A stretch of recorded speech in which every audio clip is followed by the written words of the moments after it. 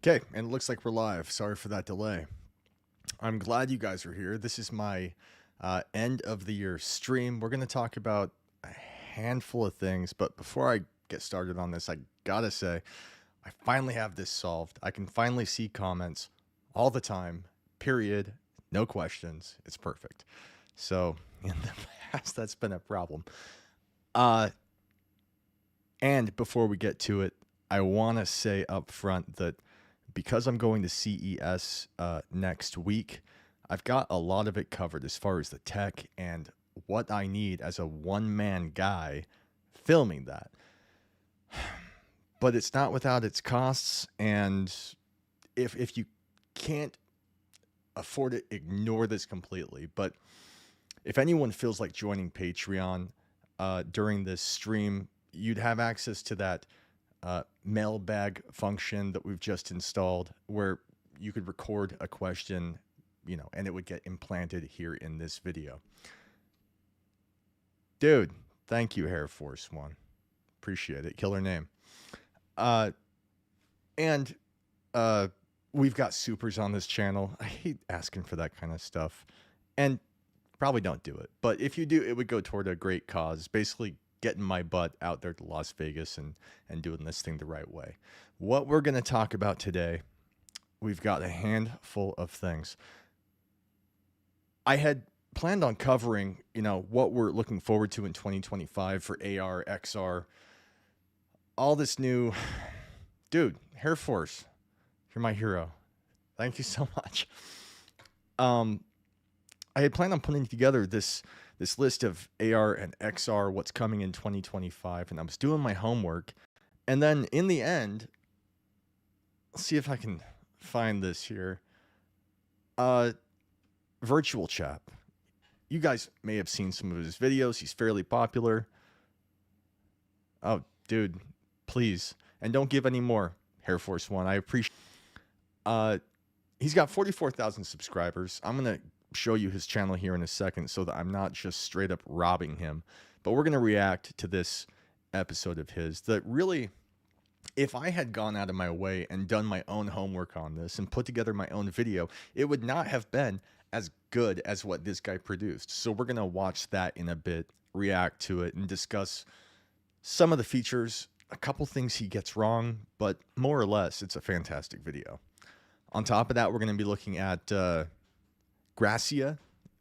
It's an app for MetaQuest, but I didn't know it was there. I thought that it was just PC VR, and I was about to jump into it because I had made that video for Scaniverse, which in a previous stream, neither here nor there, but I had mentioned that I'm giving away a MetaQuest 3S. And just to recap that briefly, because it's related, in that previous video, I had been, I took a scan of this desert tree out in the middle of nowhere. And in that video, there are instructions, but I'll just tell you now. There's several ways into Utah, but it's somewhere within 15, 20 miles of the Utah-Nevada border. And there's a tree there, and if you scan it and upload it as a splat to that map right alongside mine, find me on Patreon or Discord or whatever. We'll confirm your channel, and I'll send you the Quest 3S. So it's simple, but it's not simple because you got to get your butt out there. So, but anyway, I was talking about the Scaniverse and Air Force One. Dude, thank you. Dude, you're so awesome. Thank you, man. I appreciate it. Yeah, it's half gear that's improved and half just, taking advice from you guys and getting better at this. So thank you, man. But so the Scaniverse was awesome. It was cool. You could scan, and I've been doing it all day today too. I scan things constantly. In fact, there's this cool location for petroglyphs, like 15 miles from here. And it's not easy. It's almost like an Indiana Jones thing, like climb over this pit and back to the wall and here and feet over here, and like you have to shimmy, and it's hard getting to it. But once you're there, it's this giant crack in the wall with like petroglyphs, paintings, and carvings from the Native Americans back in the day. And I want to get in there and take a scan and upload it. But anyway, this other app, Gracia, it does that, but it's like video. And it's got a lot of cool features. I want to talk about it. Well, I've got some video to show you. We'll get into it. After that, we're going to talk briefly about the Meta Rayban glasses and how that's changed since my last review. There are a few updates. A lot of it's cool. And my goal is to... my goal was to stay up till midnight. You'll hear fireworks outside. I'm going to do my best. We'll see how this goes. But I've been up since 2 a.m., so I'm barely here right now.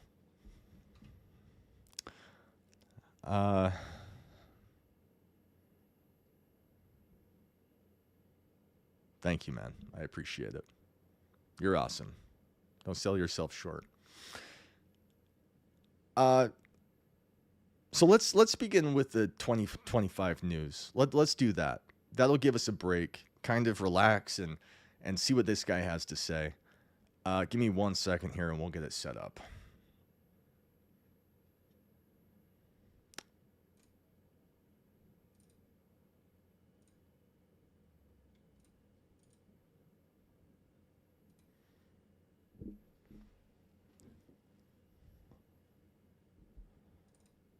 Okay. Bring that down just a bit. All right.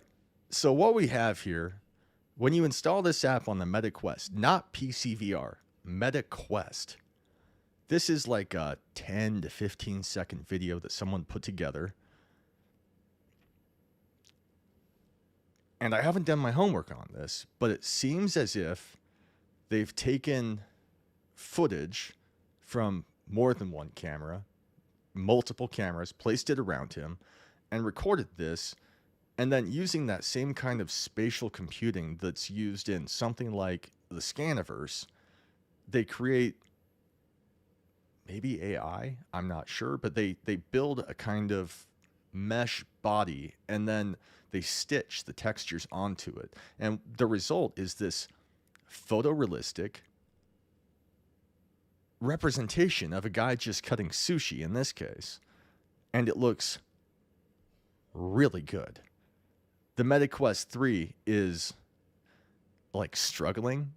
I mean, it looks fine here. It looks great in the headset, but it struggles. It's doing a lot on the back end.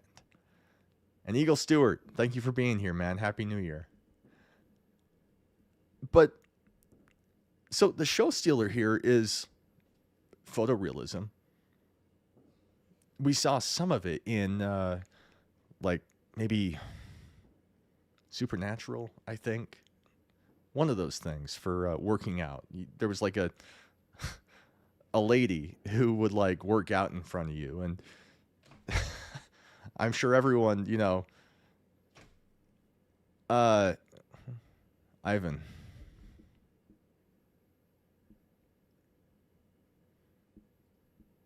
I will check that out. Thank you. But what this is, I'm going to pause this for a second because it's getting away from me. You can, using your fingers, pinching, you can raise, shrink, move, position this guy throughout your room. And mind you, it's really mind-blowing because I don't believe I have my room accurately built right now in terms of the wall, in terms of this is a bed. I don't think I have that because I can only have that upstairs or downstairs. Meta's not letting me save that data all at the same time. And previously I had done this downstairs. So this room is like naked. There's no, you know, walls and structure built into the mesh of this room. This app is actively judging the dimensions of my room while it's being used. And that means that it's doing what Meta's been working on, but that hasn't released yet. If you look here, you'll see it's trying to give my hands occlusion. And around the fingers, it's janky. It doesn't work, but, you know, points for trying. But the more impressive thing is that my hands disappear into his body. It disappears into his table. And if you'll see in a bit, if I shrink him down to just this little thing and put him like behind my bed, the bed hides him. The occlusion works. It's janky, but it works. Here, I'm making him so big, he's disappearing into the wall. My Quest doesn't know that there's a wall there. It seems like this app is doing that on the back end. Even as he's sawing with his arm, his elbow's disappearing into the wall. You can see how janky the side of the bed is right there. It's wiggling, it's wobbling. Kind of similar to, dude. Oh my God. Dude, Hair Force, thank you so much, man. I'm going to hit me up on Discord. I want to talk to you about something after this stream, okay? Thank you, man. All right, so I'm putting him behind the bed. There he is. He's gone. And now he's back. And he's gone. And now he's back. That's active occlusion. This app is doing what I know Meta wants to do. I know they want to do it, but they have not done yet. This is tell me in the comments if you've seen this in any other app. And I don't mean like one of those, you know, introductory, what's that app? Like getting to know your Quest and shoot the ray gun and see through the walls. I mean, that's fine, but it does nothing for hand occlusion, not real hand occlusion. And I've never seen anything like this before. And while it's janky, it's incredible to me. It's the coolest thing I've ever seen. Being able to put my real hands into a dude. Like, maybe I should, I don't know. But hang on a second here. Okay. I find it so fascinating. And the Quest can do it. The Quest can do it. I mean, I wish someone could chime in and tell me what's happening there, because I'm not well versed on this. I don't know if there's something special about that app that is permitted to do that kind of work on the back end, or if it was always there, and I have no idea. So I'd love to hear from you guys. Anyway, I love that. That's really cool. Let's jump over to this video that I had mentioned at the top of the hour. We are gonna...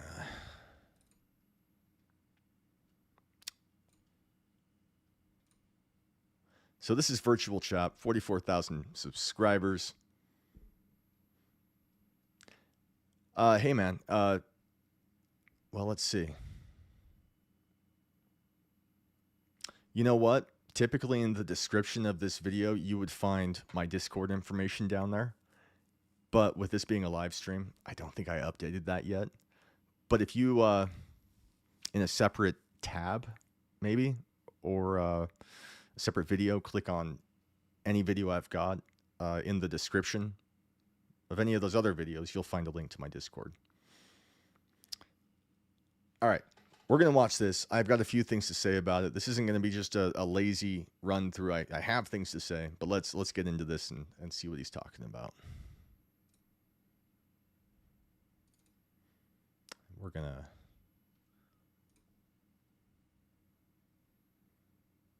I don't want it to be that big. Whatever. All right, let's just do it. 2025 will be different. And yes, I'm guilty of it too, but we are reaching a climax, a combination of a year's worth of investment into making VR actually good.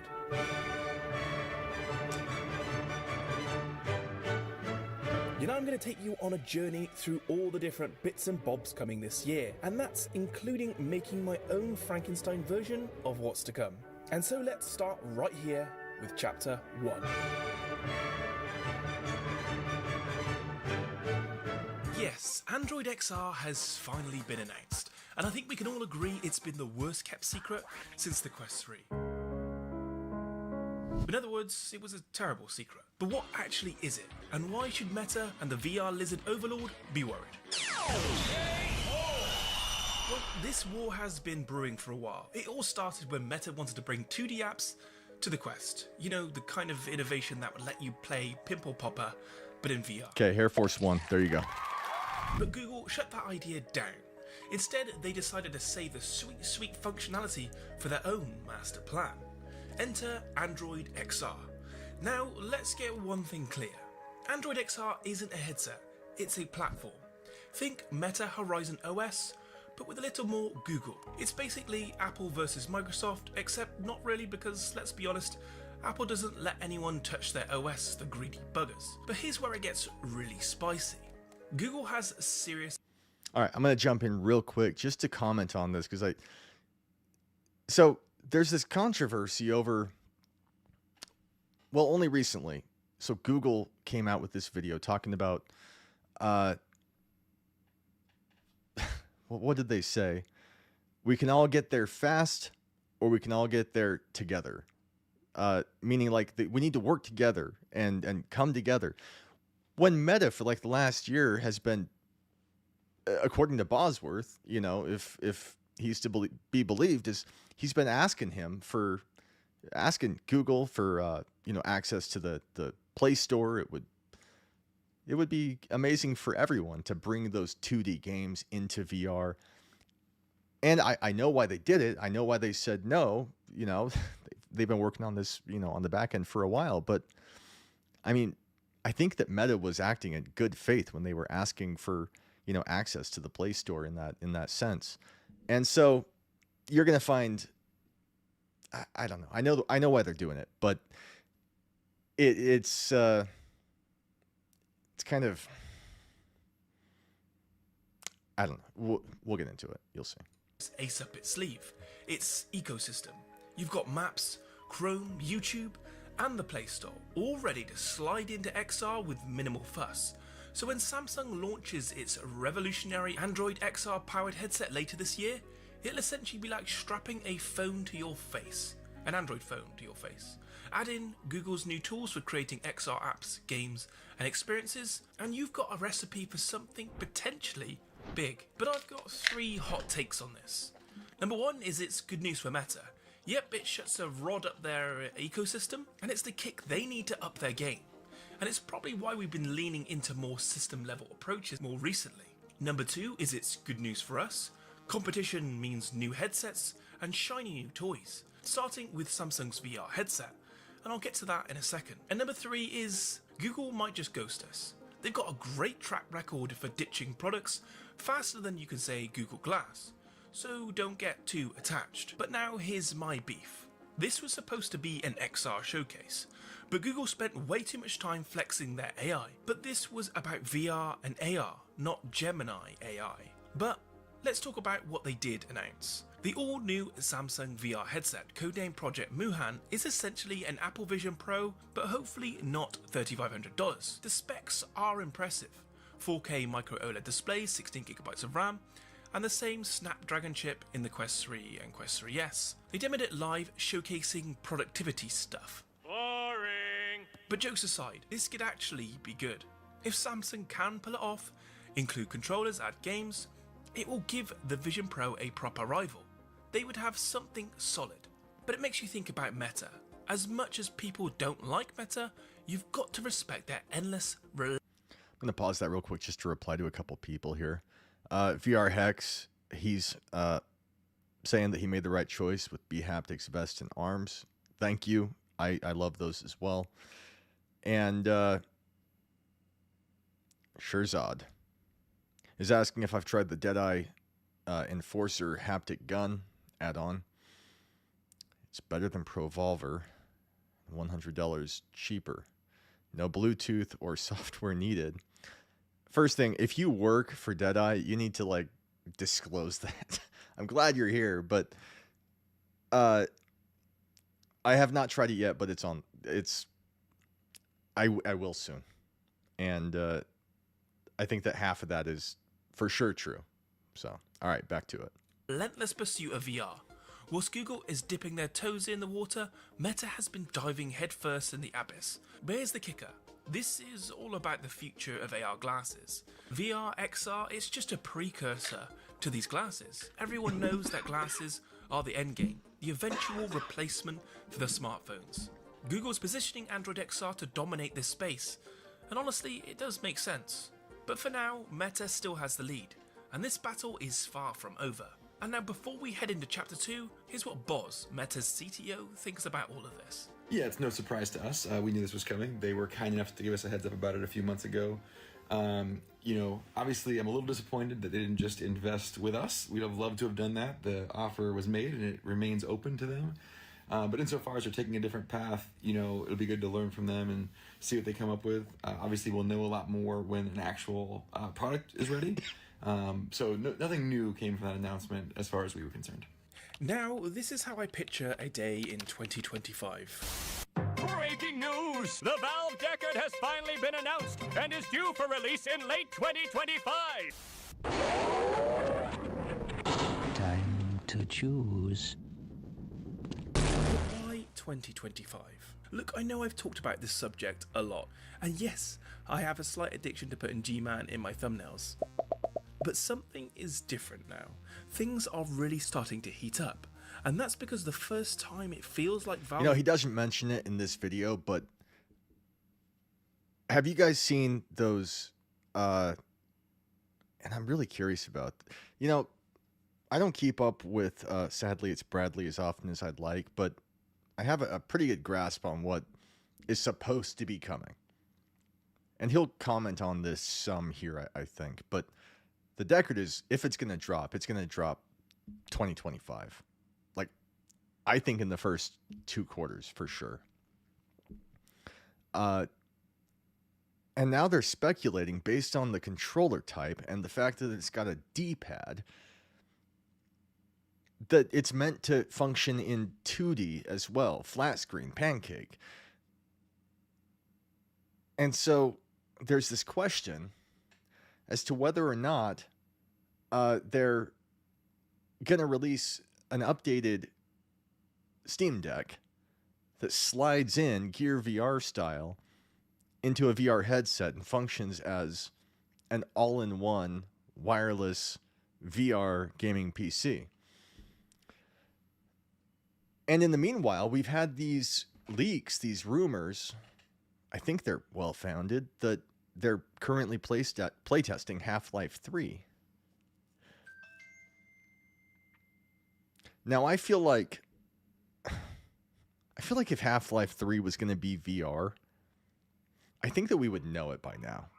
I think that there would have been some pretty prominent leaks. And so far, it's not looking like it is.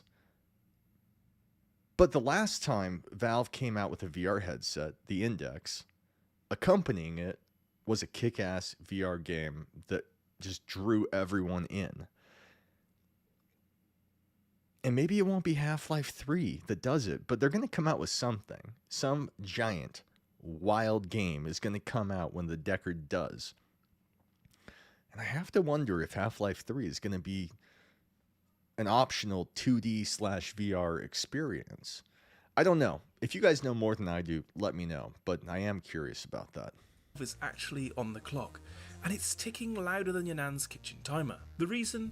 This thing right here, the ROG Ally. Anyway, let's start with Roy.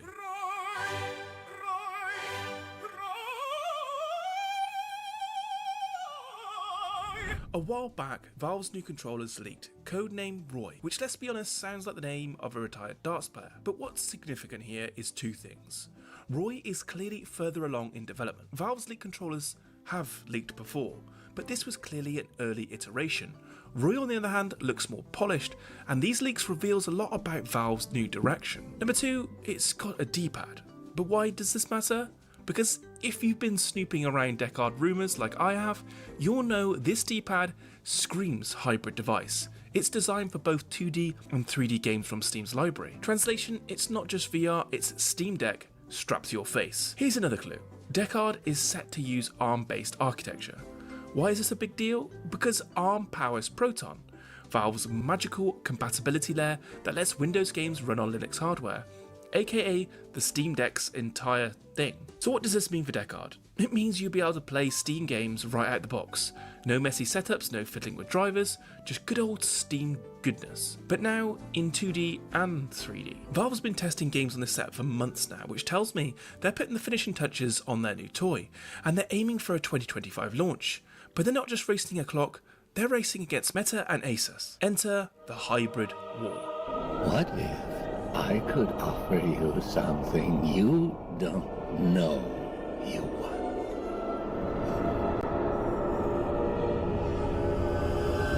Here's the twist no one saw coming. Asus and Meta are now budding up to tackle the same hybrid VR market. Their partnership is the first wave of Horizon OS devices, and Asus has all the tools to make it happen. Just look at the ROG Ally. It's a Windows-based handheld powerhouse. Now imagine that tech in a headset. Sounds like trouble for Valve, potentially. And while Asus hasn't said... Didn't Linus hate that device? Or am I getting mixed up? Am I wrong? There's too many of those devices. Linus hated one of those. Maybe he loved that one. I can't remember. much about their plans, let's face it, it's an obvious move. If they can make a hybrid device that combines the PC gaming handheld pedigree with Meta's VR expertise, Valve is going to have a serious fight on their hands. But is it even realistic? Well, it is certainly possible. I've got a Quest 3 and a ROG Ally, so I can test the viability in a rough environment. So even without optimization, I can already play 2D and VR games through the Ally in VR. Now imagine zero latency, buttery smooth performance, and hardware built specifically for this. This is what the Decard and Asus hybrid headsets could deliver. But that's just one side of the coin. This isn't about hardware or specs or who has the shiniest toys. It's what these headsets represent. The future of gaming, where your PC and your VR headset become one. That's why I can't shut up about the Decard, because its potential just gets me all tingly. But with all this craziness, we are just getting started.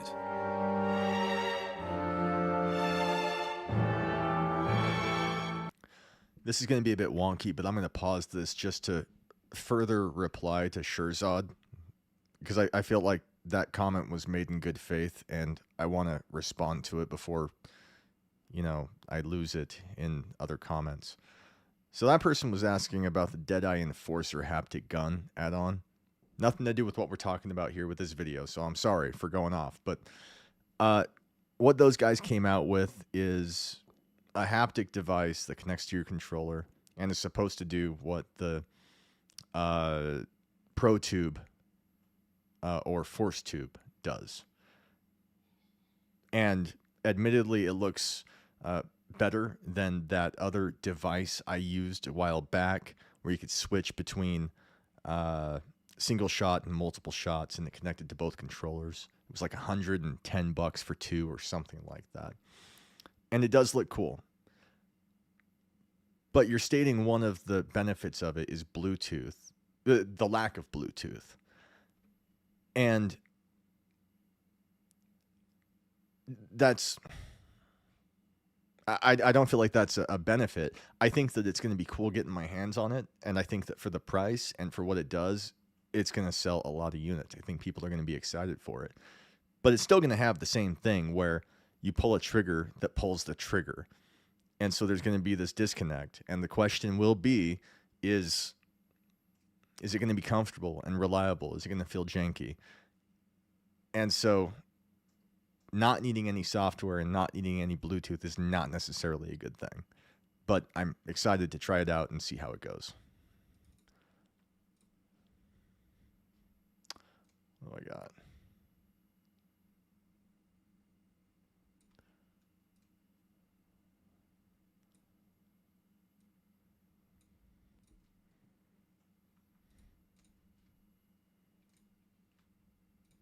Uh-oh.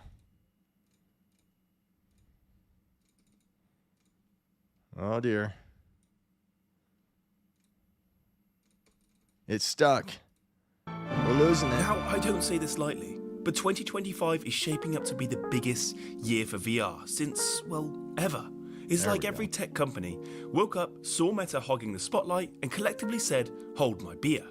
We have so many companies lining up to wow us, or bankrupt us, probably both. So let's break down the headsets you could expect in 2025, why they matter, and just how likely they are to show up. First is the Meta Quest Pro 2.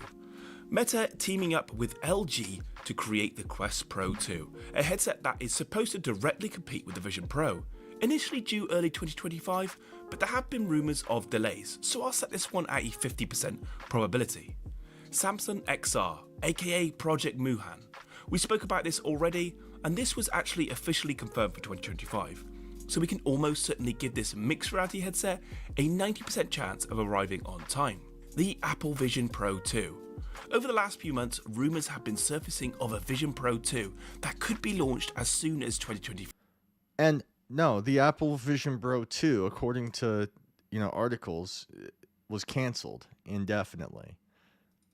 We can real quick confirm this. Oh, wait, what did he say? Apple Vision Pro. Wait a second, hang on. Whether this is a more simplistic device is unclear, but I definitely didn't expect this to be ready so soon. Oh my gosh. I give this a probability of 50%. The Valve Decard. Dude, my computer's wigging out. Hang on a second. Well, it seems like this headset is simplistic device is unclear, but I definitely didn't expect this to be ready so soon. I give this a probability of 50%. Okay, sorry. The Valve They're talking about Vision Pro 2. I thought they said Meta Quest Pro 2. My bad. Okay, back to it. Decard. Well, it seems like this headset is either never going to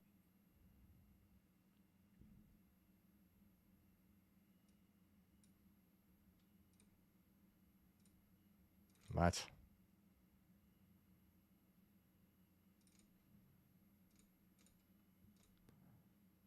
Oh man, this is wigging out.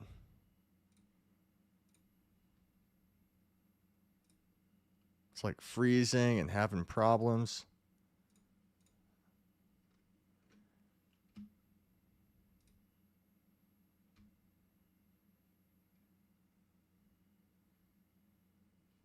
Well, this is peachy.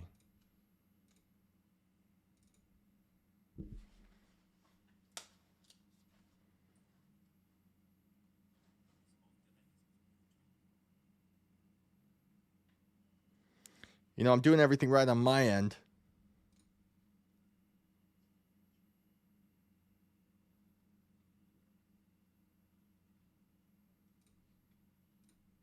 Holy crap. Until now, the MetaQuest lineup has been pretty straightforward, with just the Quest and the Quest Pro being the only variation since moving on from the Rift. However, this is all set to change The with heck is potentially happening? 5 new headsets on the horizon over the next few years. And in this video, we'll walk you through the timeline of these upcoming releases to help you understand what's coming and when, so you can decide.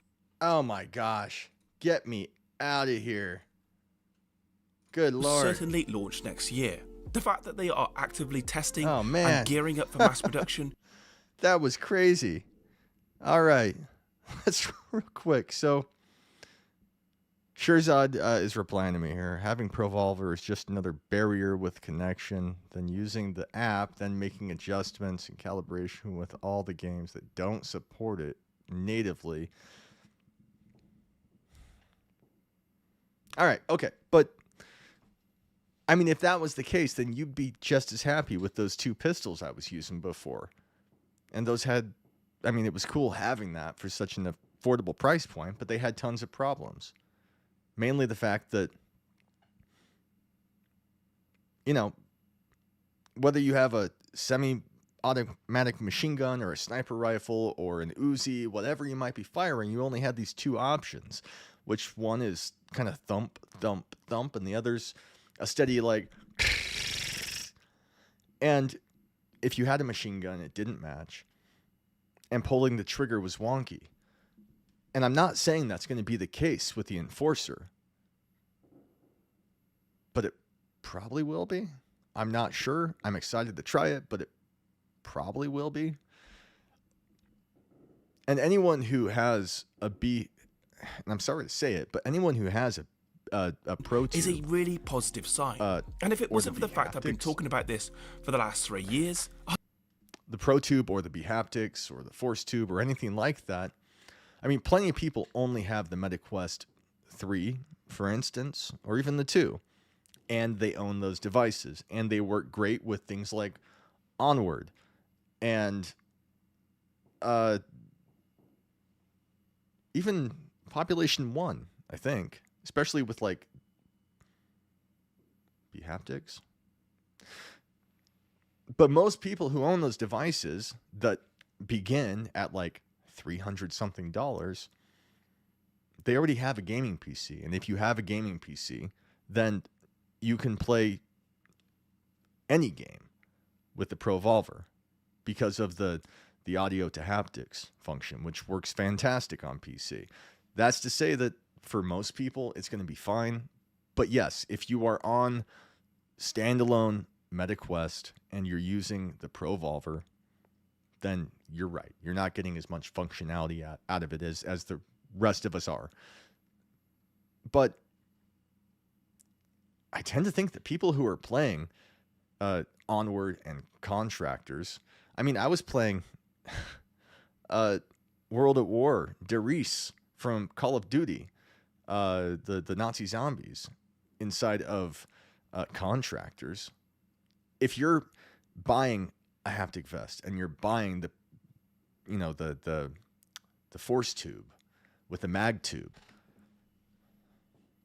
I fully expect that anyone who's buying that stuff is only playing Contractors. And you could play that for days, weeks, and never play the same map twice. So no, it doesn't work for everyone. It doesn't work for everything. But for people hell-bent on using it in Contractors, which, I mean, for a lot of people, it's like, breathing air. It's like a kid wanting to play Minecraft. Like, it's just this open world thing where there's tons of maps, the mods are endless, and you don't need PCVR for it. So I think it's going to be something different for everyone. Ivan says my PSVR 2 ProVolver mod allows pistol and small. Also, letting go of the gun to use hands in games is the most immersion for Alex, as you are not always holding a gun in VR games.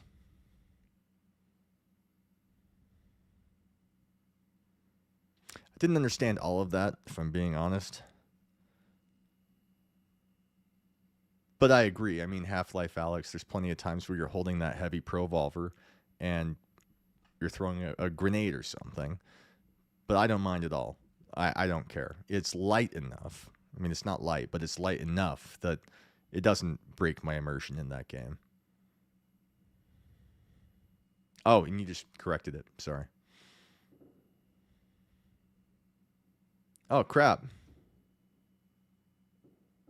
What? Oh, no. Hang on. Huh. Oh, my gosh. Did you guys see what was going on with that? I lost, like, my browser was wigging out completely, and oh, my gosh. Thank you for letting me know. Crap. How long has it been like that? Good Lord. All right. Thank you for keeping on top of that. What a nightmare. All right, let's get back to this real quick. All I mean to say is that, I already said it. I'm done. All right, let's go.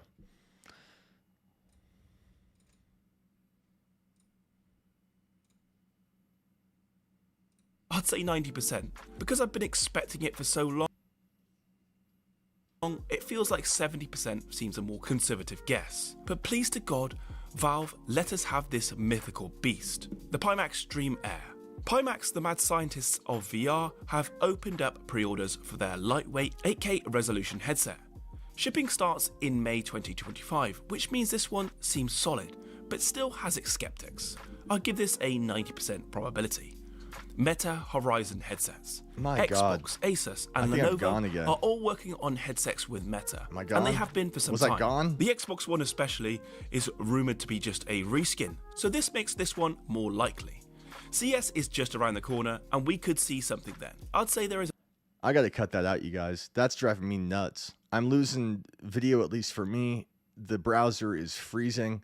I think it's probably something to do with this app I'm using, this always on top thing, so that I can pin comments and they don't get hidden behind OBS and stuff like that. I think that's what's happening. So I'm going to get rid of that. Basically, he just goes on to say that it's real. We've got Samsung and Google and the Pimax Air coming out. He just goes on about, all of the best headsets coming out that we expect. And again, that's Virtual Chap. You can see it right here. 44,000 subscribers. Go check him out. And we're going to come back to this. All right. 10 speed. Is Half-Life 2 VR good? Yes, it's amazing. It's really good. It's really good. There are aspects of it that are slightly wonky. It doesn't have the polish that Half-Life Alyx does, but in terms of revisiting the game and getting to experience all of that a second time, it's its own full, solid experience. It's fantastic. If you can try it, you should. A while ago, it was like $1 on Steam. Yeah. Let's really quick talk about, just while I got you here, let's talk about the Meta glasses.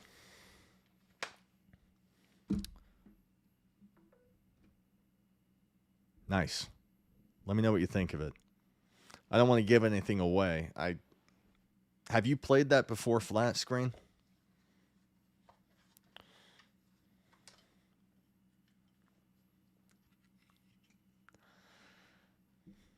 Okay, I updated these. I sent the other ones back and got these because I felt like they looked less stupid on my face. And again, we got, have you ever tried other haptic devices other than the vest?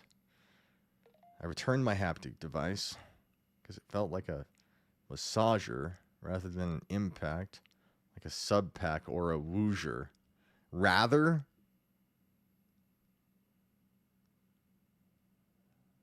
Wait. Because it felt like a massager. I think we're missing a word there, but okay. Rather than a sub pack or a woosher, although they are only audio activated. Yeah, I've used like virtually every haptic device there is. And I maybe Woodger hasn't updated their thing in a while. I've used Woodger before. And their sub response is more impactful, and it's almost more kind of like violent, kind of in terms of like it's got a shuddering kind of response to it. And music, it's magic, but in games, absolutely not.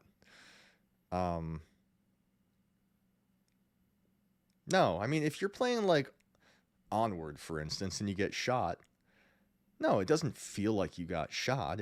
It's just a signal, and in the moment, it A, tells you where the shot came from, which is helpful, and B, if you're in gunfire, I mean, you're not going to like turn and grab yourself thinking you've been injured. It's another level of immersion that when in the moment feels good and just adds to the game. But when it really shines is, I mean, it works really well. The B-Haptics tack suit works extremely well in synth riders, especially with the arms. And most of that is to do with the fact that, if you've played synth riders, it's kind of bobbing back and forth and ducking and punching and maintaining these notes in the air and following kind of a pipe as it goes up and down. And that feels extremely cool. with the arms. Because what happens is you hit that ball and the lightning, the electricity of it kind of goes up your arm and into your shoulder and down your back. And it feels very electric. And that's a fantastic use of it. Likewise, in Half-Life Alyx on PC, which Synth Riders on standalone Quest works all by itself, in Half-Life, if you have ammo, you drop it down your back, you feel it kind of slide down your back into the pocket. When you shoot a gun and you have the arms, you feel the vibration of the weapon kind of pulse on your arm and then kind of thump you in the shoulder at the same time.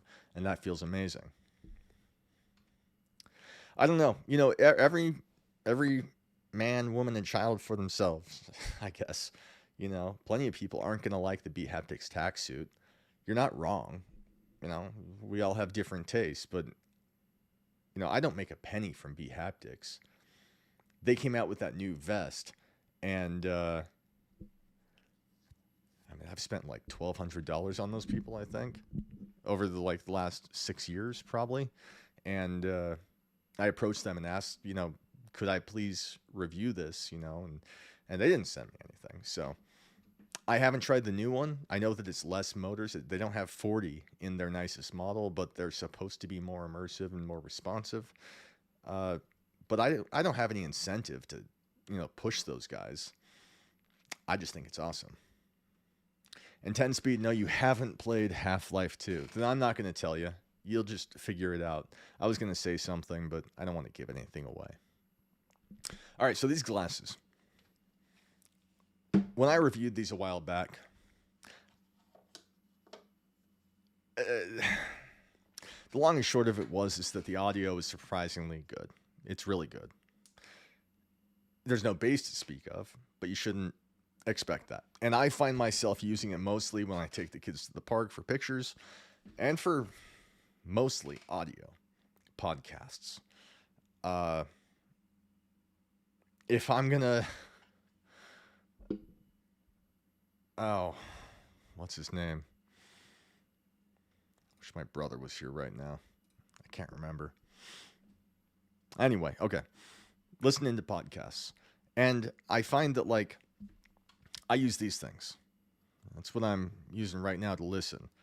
And it's the Bose Quiet Comfort 2. Fantastic audio. It's my favorite. The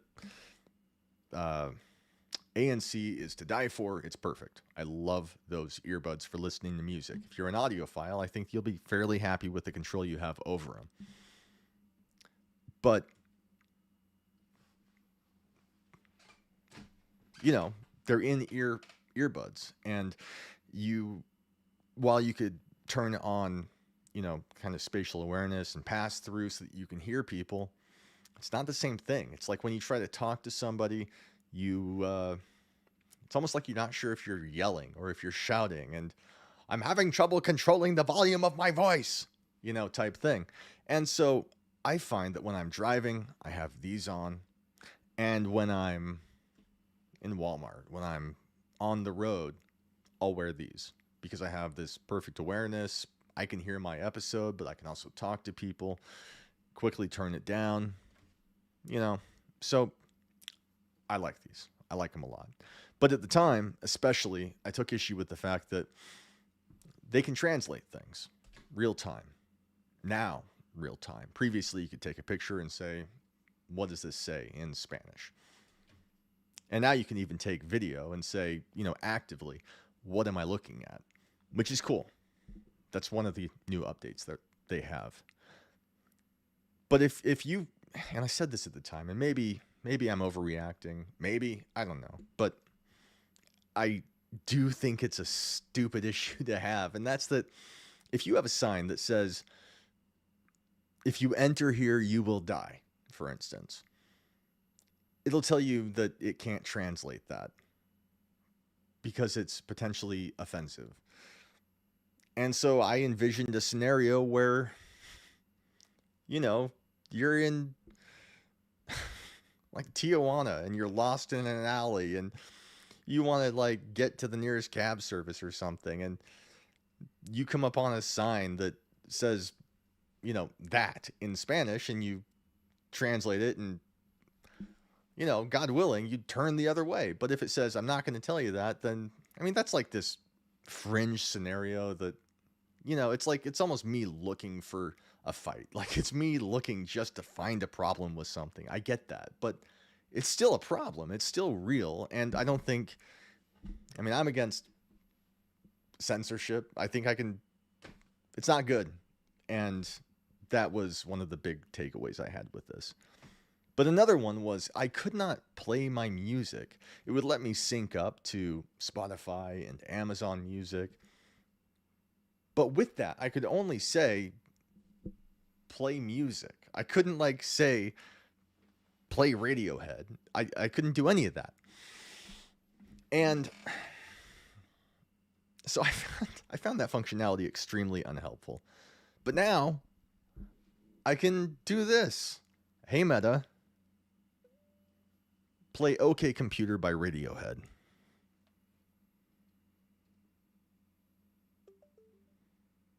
From Amazon Music, here's OK Computer by Radiohead.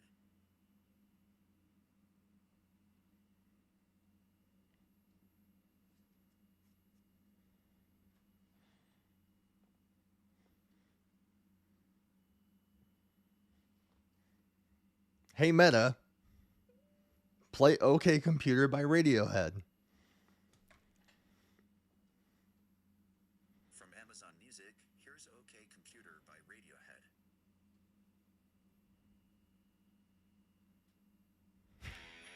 Radiohead. Okay. Oh my gosh.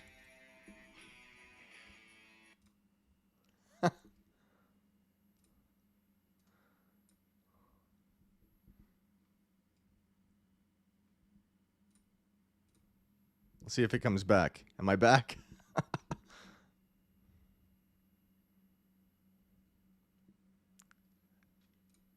I back? I think I'm back. I accidentally closed that. Hang on.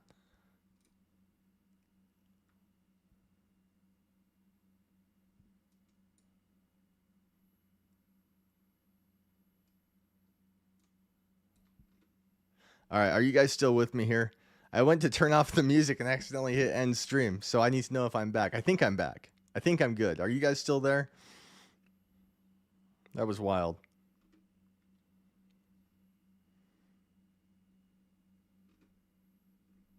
I'm going to assume you are. Okay. I think I'm all alone, but that's fine. But anyway, so that works now. And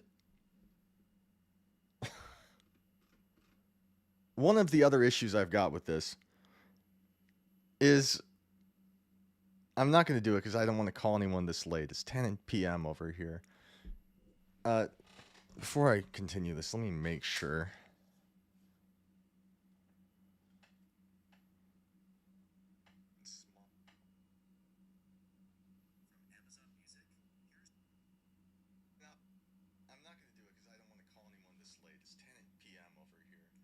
Okay, sorry about that. Okay, thank you, 10 Speed. I appreciate it. If I say call, so-and-so, it reliably calls people. It works well in that sense. It takes about as long as it took to start that music, but it does it. However, I want you to take note of this. I'm going to do this. Hey Meta, send a text message to Debbie on my phone. Message to ACE on your phone says, text message to Debbie on my phone. Ready to send? Cancel. Okay, canceled. Let's try that again. And listen closely to what its answer is. All right, here we go. Who can I try to text? Hang on a second. This is madness. It's the stupidest problem I've ever seen.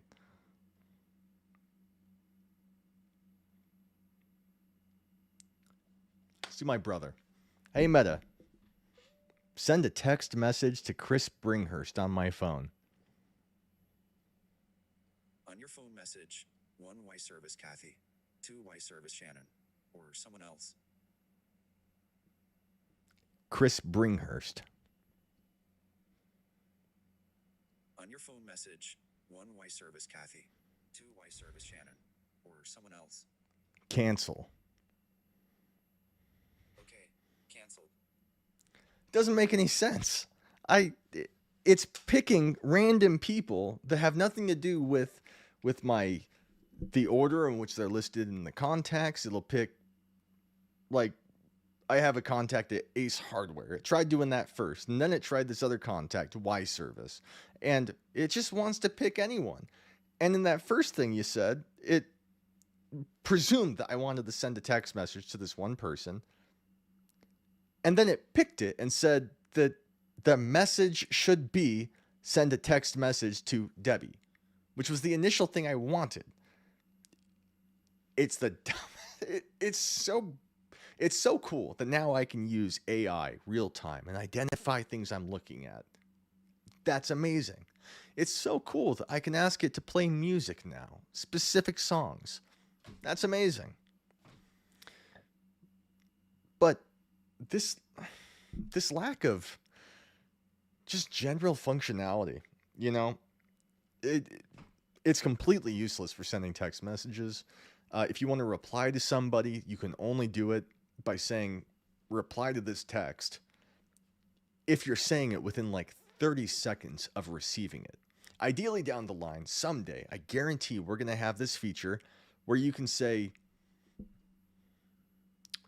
you can just ask it and say, hey, what was the thing that my wife wanted me to pick up at the store when she texted me last week? And AI would be able to go through there, provided you're fine with it having that information, and tell you, fine. That's like, obviously we'll get there someday. Obviously that's a pipe dream right now. Asking Meta to have that kind of full access to our phone is unreasonable. I completely get it. But what it does now is insufficient. And so if you're going to get these, like right now, I think they're 20% off. I actually do highly recommend them. I think they're fantastic glasses for what they are. As long as you go into it with these low expectations, use them for podcasts, use them for, kind of quiet music on the periphery, and use them for pictures. But the truth is that if you're sitting in a vehicle and some guy in front of you is being a jerk, and you want to take a picture of his license, you want to be a Karen, and you want to take a picture of the license, if you're bumper to bumper and you take a picture of the car in front of you, in post, it's not legible. The quality of the image and the pixel density is so low that you can't even make out a license plate from that distance. So it's not useful in that sense. If you're on the road and you're wearing glasses and I was driving through the gorge near Las Vegas like 6 months ago. And as I was driving, I didn't have these on, but as I was driving, a goat jumped off the mountain and galloped down, jumped over the southbound I-15, leapt over the middle barrier, and jumped over the northbound I-15. It was the craziest thing I've ever seen. Those mountain walls, the face of it, it's like 300 feet high and sheer, just drop off. No idea how it survived. No idea how it jumped that like 25-foot chunk of road. No idea. But if I had wanted to catch that with the camera, I couldn't have. Because if I long hold the button to record, it takes a full second or two to even do it. If you want to catch a car accident, if you see someone who, does something stupid right in front of you, or some magical thing that just occurs, if you see a UFO in the sky and you want to catch it before it's gone, it's like, ideally you'd have almost like a dash cam situation where it's always recording, and then when something happens, you can click a button and retain the last 30 seconds. Like, that's where it would be useful. but then you're in this situation where you're constantly recording people without their consent. You're eating up battery. It's recording constantly. It would be good for nothing, and I completely understand that. But that's the kind of functionality that you would need to really have these be like super wildly useful. And so that's my current take. It's cool, needs more work, and that's where we're at.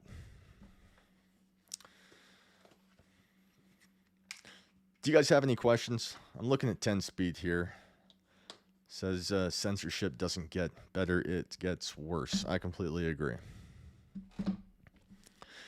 And it's funny that, you know, people are so concerned with, like this guy, this video we were watching, he made a really interesting point. He was saying he's never got a headset or talked to someone about getting a Quest 3 headset who didn't first say something to the effect of, well, I want to get a headset, but I'm not sure I want Meta to have all my information.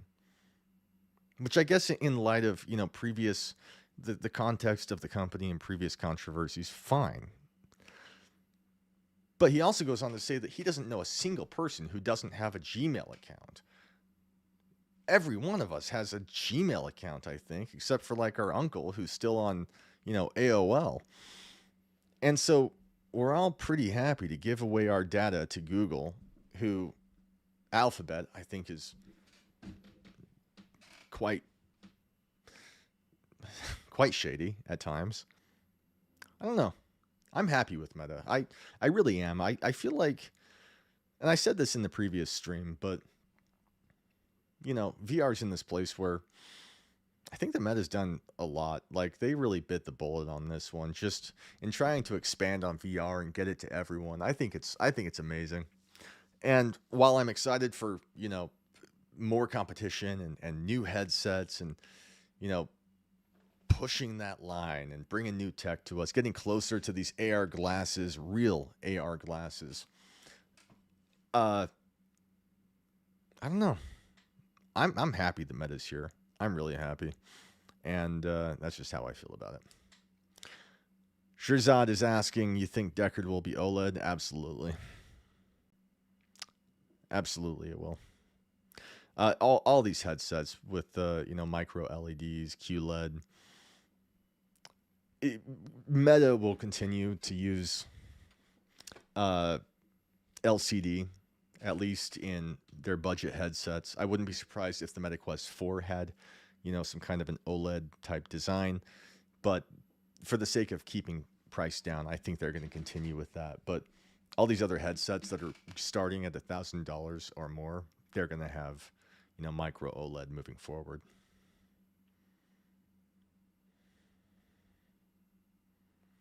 How many packs are in a bushel?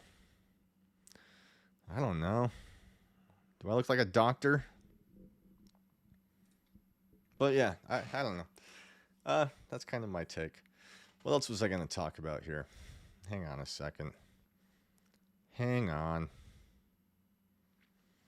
So I talked briefly in that previous video, that VR news, about the Pimax Air. And I wanted to show just one thing here real quick. Let me pull this up. So that was VR news.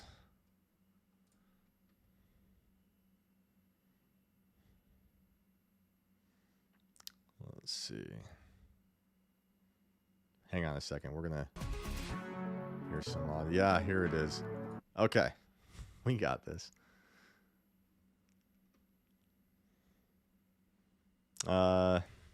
You have big screen beyond. It's hard to go back to LCD. I believe you. But I don't know. I would love LCD. I look forward to getting back into that. But truth is being in LCD, the dark's not being as dark. I'm not bothered by it, really. I'm sure that once I'm back in an OLED device, I'm going to feel differently. But I think it's fine. I think most people are just fine with it.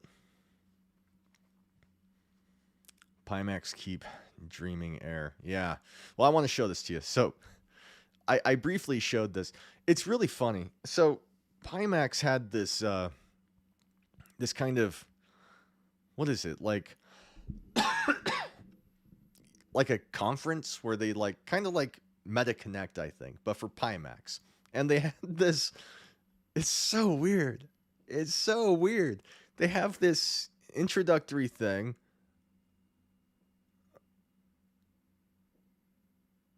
Okay, here we go. I'm going to bring this up. Bear with me here.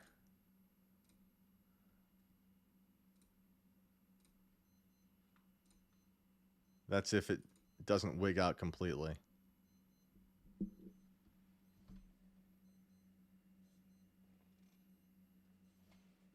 What's beeping?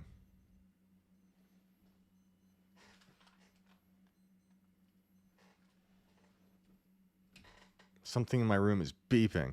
All right. Let's do this.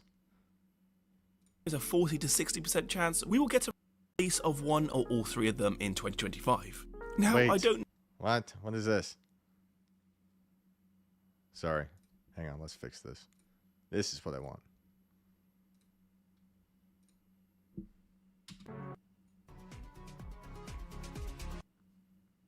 All right, so this is their video. This is what Pimax put together. This is what they introduced to the world. They have the world's largest field of view. They have some of the most expensive devices on planet Earth. They have some of the most wild tech in all of VR gaming. They are actively mapping real time, like through space and time, this like the positional data of your hands and where your HMD is in relation to objects around you. And it's like and this is the video they made. I want you to watch the masterful tracking at hand. Someone keyframed all of this by hand after spending millions of dollars on headsets. All right, let's go. And I thought it was wild. I don't know. I already went into it, but the fact that they don't know much about these next headsets, hang on. but they have been... the fact that they did all that's what they came up with, that's what they revealed to I don't know. Am I the only one that thinks that's weird? That like that's like if Meta came out with a video for Kinect and it was like Microsoft Paint or something. It was so weird, so bizarre and janky. All right, we got more things here. I'm sorry. Air Force, I don't know. He asked if we had any questions. That was the only one I gotcha. How much more potential do you think the Quest 3 has? Like untapped overhead? Quite a bit. I mean, we've had it for about a year. How long did we have the Quest 1 before they gave us hand tracking? Or was it Quest 2 that we got that? I can't remember. Hang on, let's find out.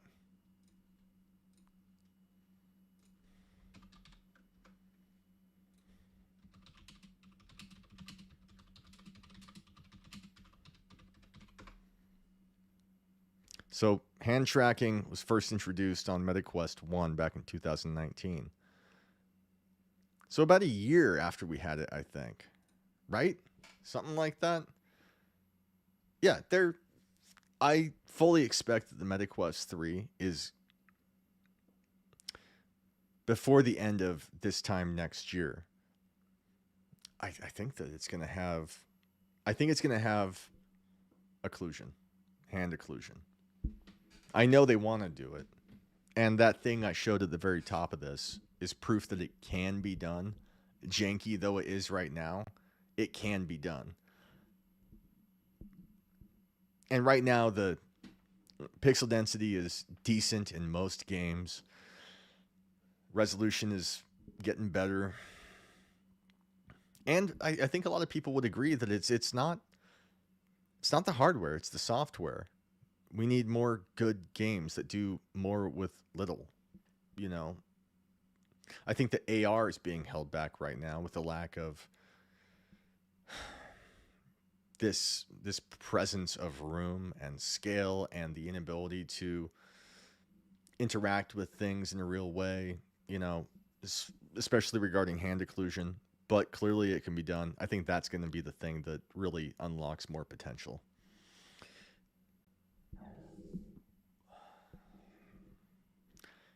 You have Joy. Glad you're here, man.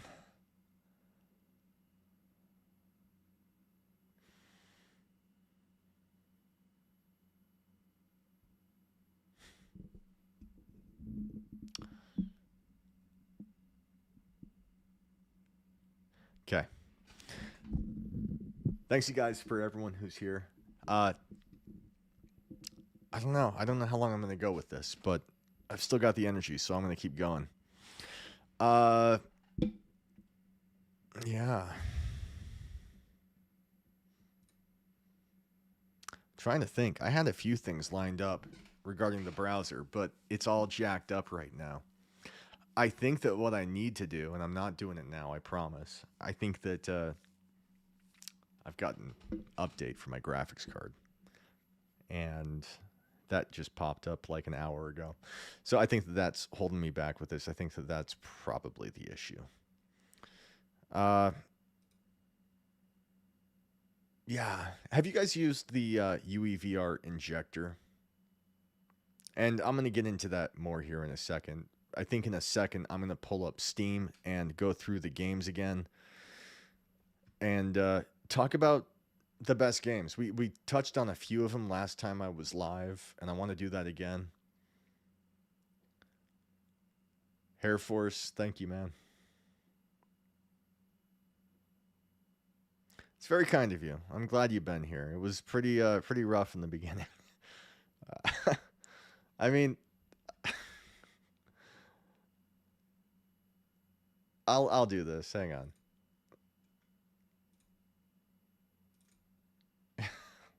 Let's do it. I have a feeling it's going to get all jacked up, but we can try it.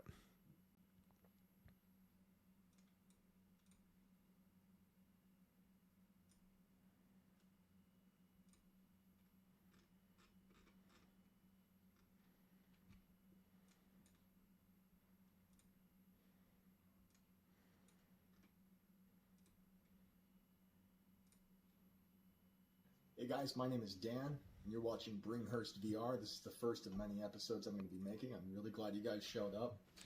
This is how it started. Pro, as of recently, the Quest 1, the Quest 2. I've used the PSVR 2, the PSVR 1, the Valve Index. I have thoughts on a lot of it. Quest Pro is my baby, and I'm going to talk about these accessories. I'm going to talk about why I enjoy this headset, modifications you can make, cheap, accessible. Okay, so it's not just me. This thing's completely frozen. This is what I'm talking about. For the Quest 2. So let's get right into it.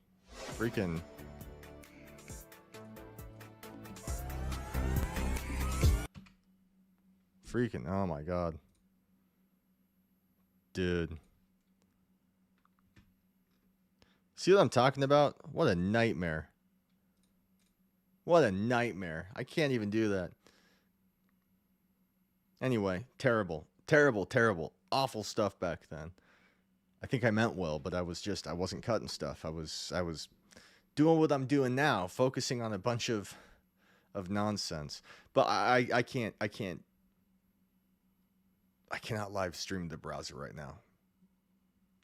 Next time I do this, I promise I will have all of my drivers up to date, and it's going to work.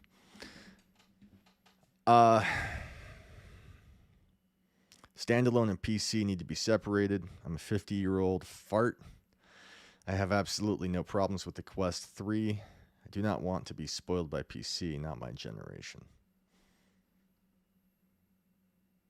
58's not that old, dude.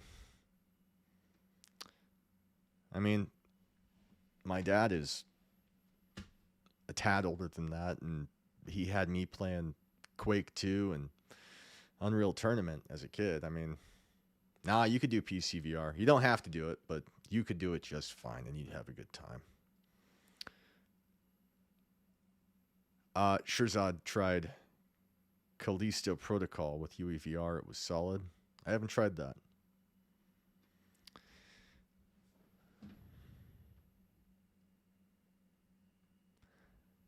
You have Joy's asking how much hated, loved, forgotten is Duck Hunt. Is anyone playing it? You talking about the original for Nintendo? Is that what you're talking about?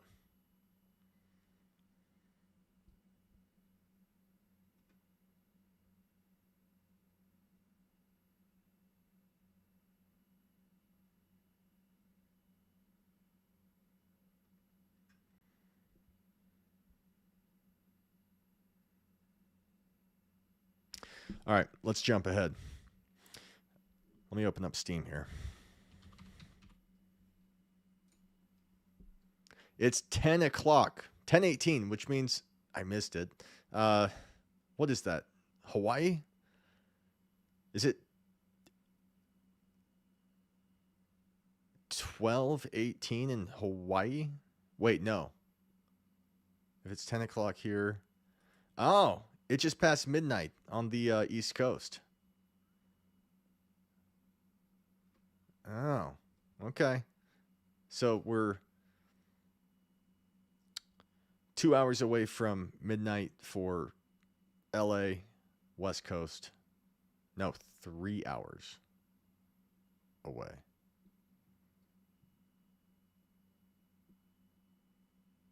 I think, is that right? I don't know things. Clay Hunt. Oh, okay. I gotcha. Okay, I'm going to switch this over here.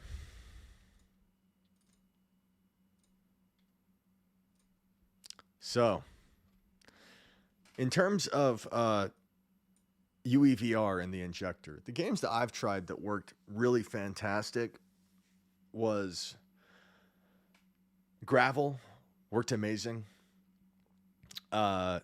Stray is by far my favorite experience so far. That was incredible. I've nearly beat the game in VR only. I know a lot of people who have beat it. I highly recommend that one. Little Nightmares works fantastic. What else?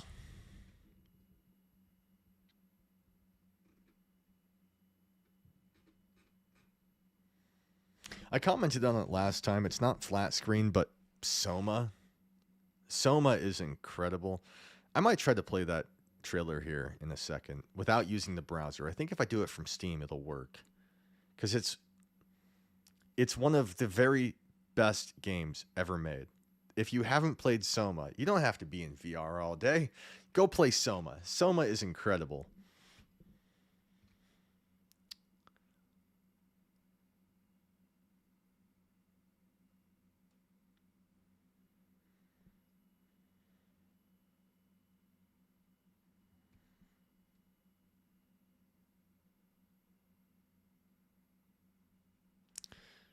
Let's do this. Let's go find it. I don't know if you guys are even familiar with Stray. Let's start with that because it works incredible in VR. Seems like a good starting off point.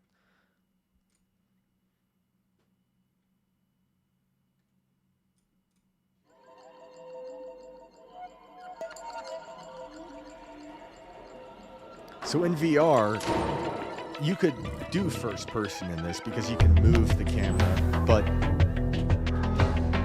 really you're third person, just like this.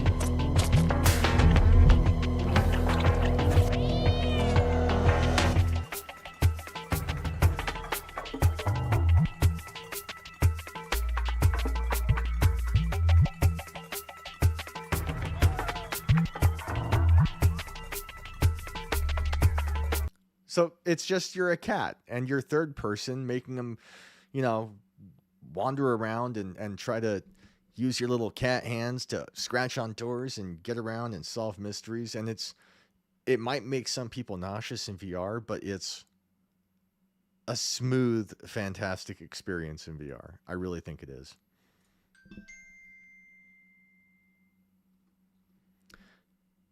And Air Force is saying it's 9:20 in the Great Pacific. See, I know that like LA's like an hour behind me. I know that, so that should have made sense. I get so confused with time zones. Why do we have time zones? Communism. I don't want time zones. I just want one time. Why can't we have, well, no, not one time. Yes, I want it to be I want it to be 10:23 in China right now. I didn't mean that. I meant, you know, pick a time and stick to it for like these time zones. Like I don't want to keep switching back and forth with daylight savings time. Soma though. Let's jump over to Soma.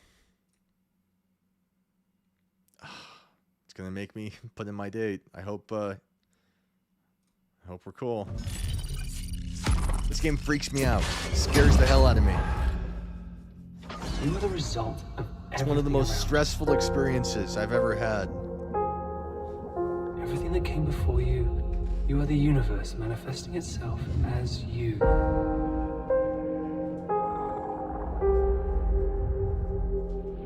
That's a wonderful thing to be.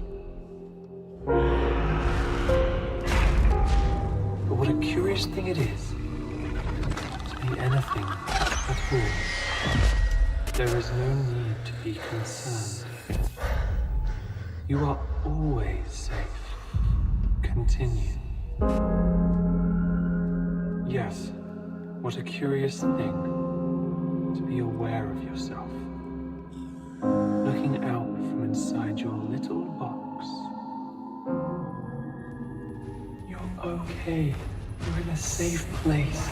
Nothing can hurt you here. Interesting. Do you feel empathy for this thing?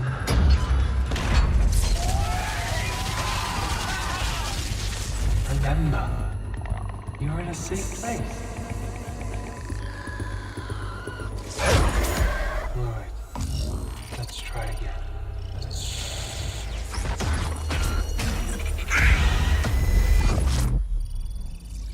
There is no need to be concerned. You are always safe.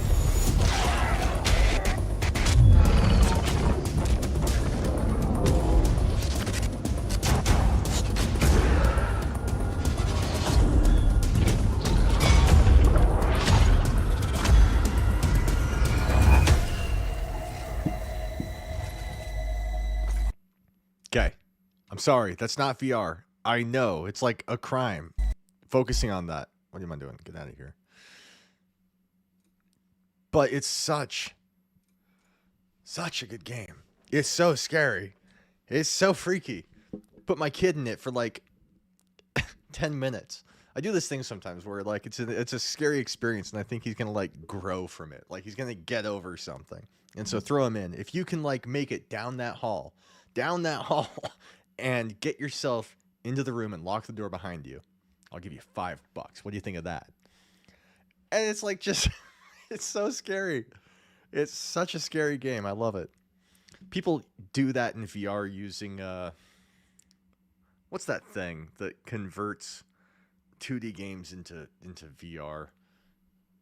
What is that? I haven't used it. Hang on.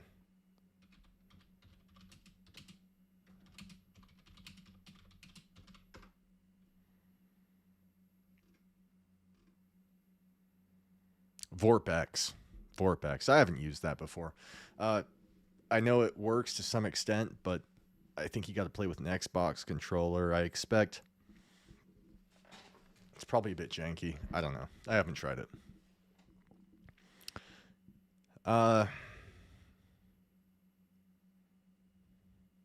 We got people in the chat talking about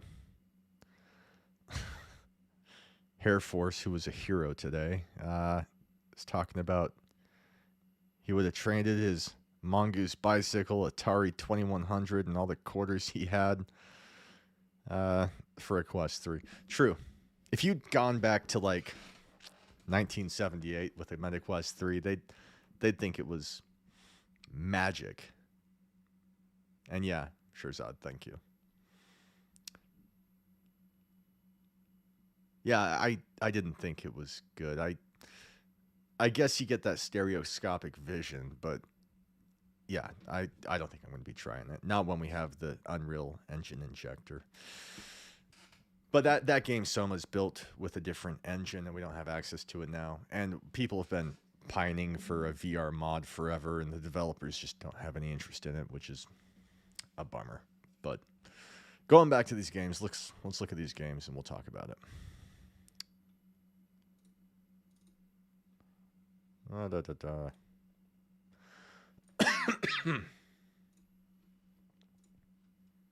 All right, so from the top, last time we talked about Alien Isolation and the Mother mod.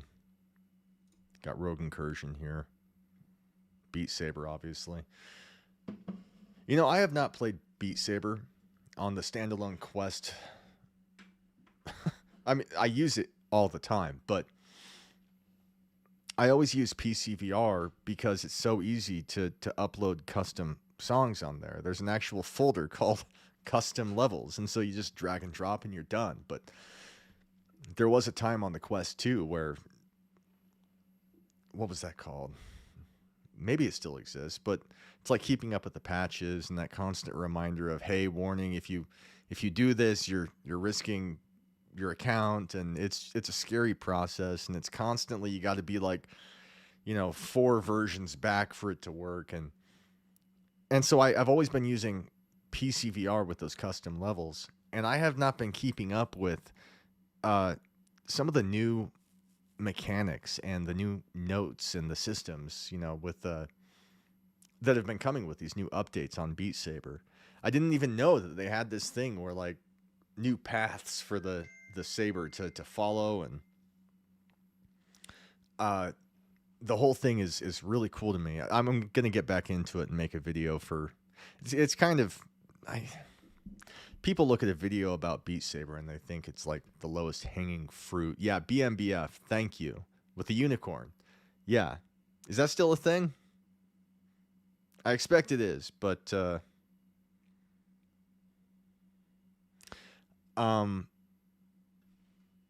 yeah. Anyway, it's changed so much. I'm going to make a video because, I mean, I think that all of you are like seasoned, VR fans, and you know what you're doing, but there's going to be a lot of people who are looking for what game should I get. And there's a reason people talk about Beat Saber so often. Just, it's such a smooth, simple, obvious game. And I'd actually be discovering it for the first time myself, kind of, with how much it's changed in the last couple of years.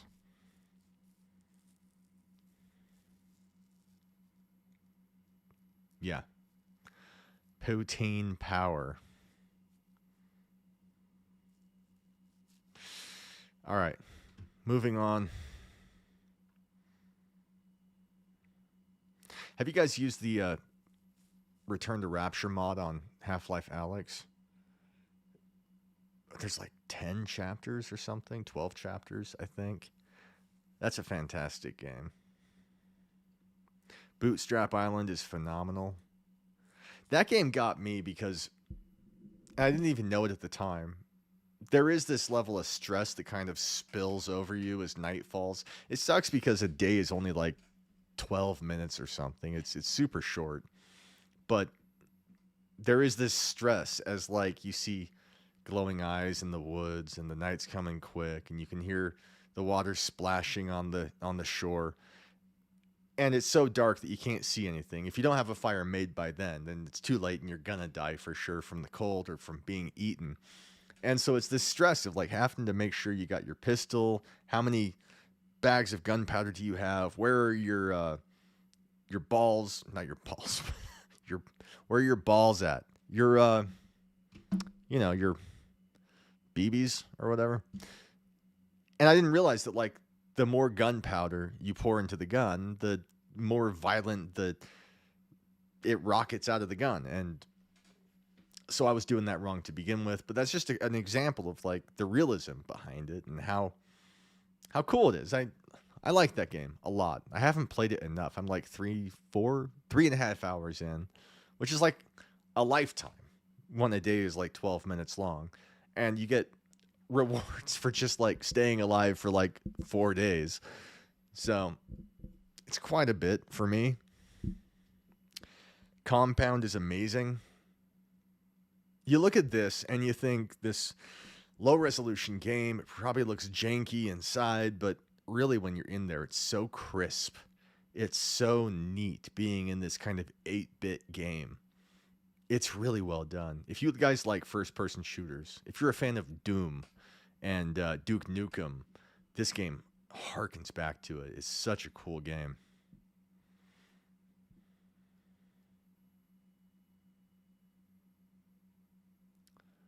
Shirzad, I hear you completely.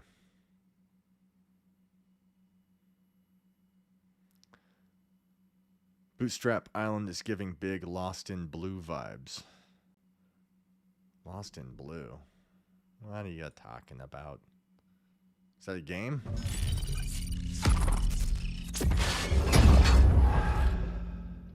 You are the result It's Lost of in Blue. everything around you.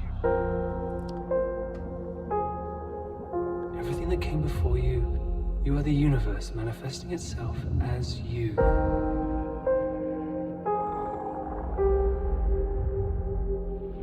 That's a wonderful thing to be. Oh, a DS game. But what a curious... You know, I've got Contractors Showdown. I don't know why it says I have 46 minutes. I haven't played this. I have not tried it yet. I wanted to, because it seems like it's like Pop 1, but with like realistic weapons, and I haven't got around to it yet, and I hate myself for it, because I want to play it. It's one of those things, too, where you know, like I used to be the man at, like, Call of Duty. Like, I wiped the floor with people. Kids feared me. I was respected.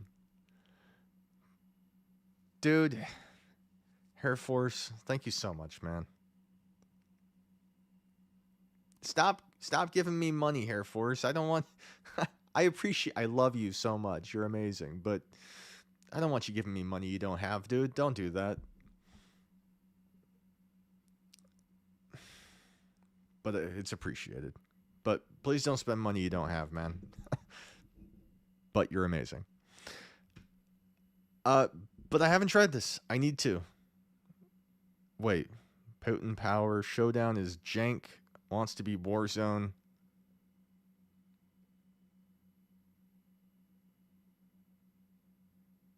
I played Warzone for quite a bit. I got good at Warzone. But that's where my train of thought was going. Okay. So I used to be like the king of like Call of Duty, and I played Warzone, and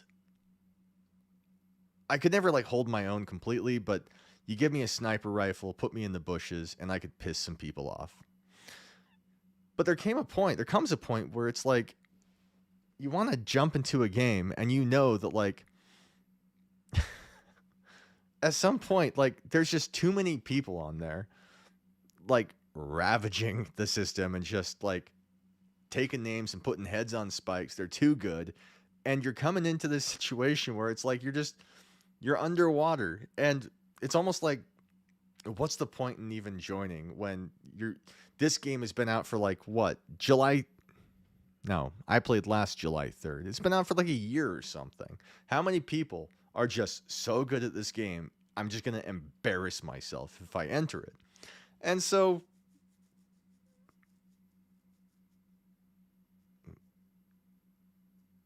wait.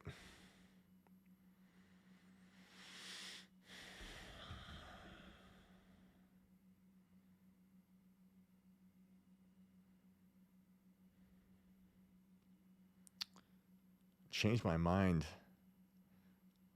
on the alien incursion after fixes.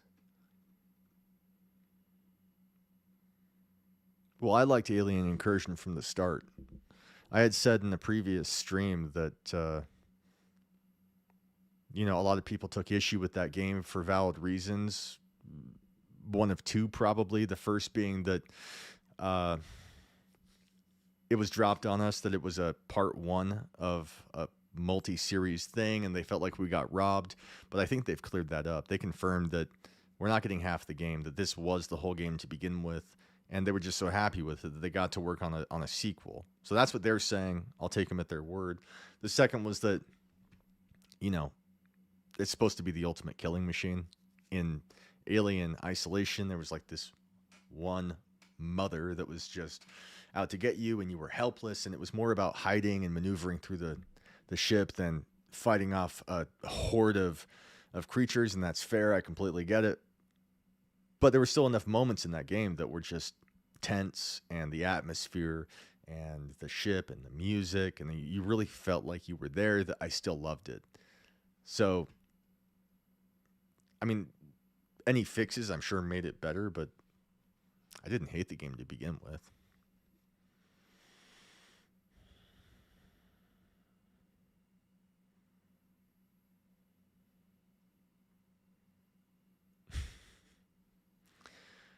All right. Sorry, I'm all over the place here. Dirt Rally 2 is great in VR. The game works well. I don't know. It works great. It's one of my favorite, driving games for the realism. But admittedly, even on ultra settings, it is kind of showing its age. When did that come out? That must have come out like 2016 or something. Hang on. This is not racing. 19. So it's fine. It's a early fight. It still looks amazing. This is It's showing its years. Elite Dangerous is fantastic. I love that game, but man, it's complicated.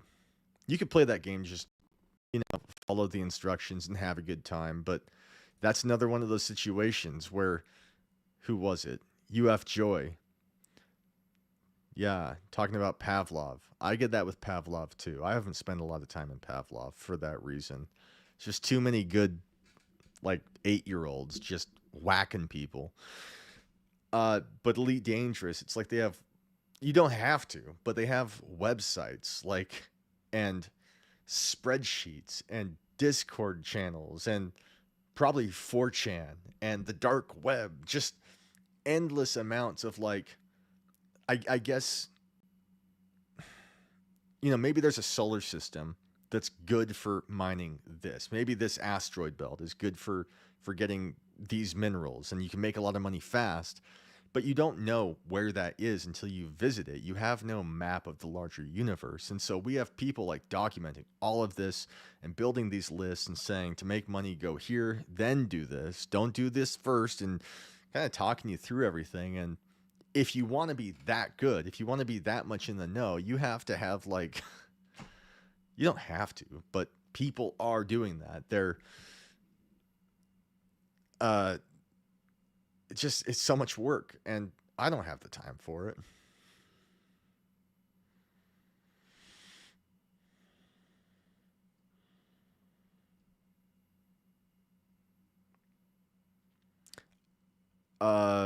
Shirzad. I've got a rig behind me here. It's not a motion rig. It's just a wheel, pedals, joystick. What's it called? Yeah, I've got that stuff, but it's not a motion rig. I am supposed to collaborate with the guys behind the Butt Kicker in the first quarter of 2025, which will give me that, feedback. Kind of shakes the chair and gives you vibration in time with what's happening in the game, and I look forward to that. But no, those things are so heavy to ship. Even the guys who do that treadmill, I had reached out to them, and they agreed to, feature it on the channel, and it was great. But I would have had to go to them. They're not going to ship that to me. That kind of stuff is so expensive. It's so heavy. $2,000-$3,000 to start. And I think if that happens, it's going to be me buying it. And given the size of my channel, that's going to be a couple of years away.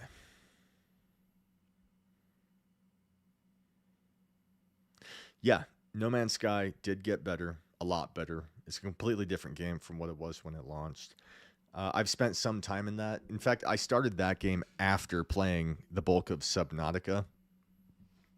And it struck me how similar those two were. I hadn't really played a game like that before previously, with like inventory and, you know, scavenging for minerals and plants to build this and that. And honestly, I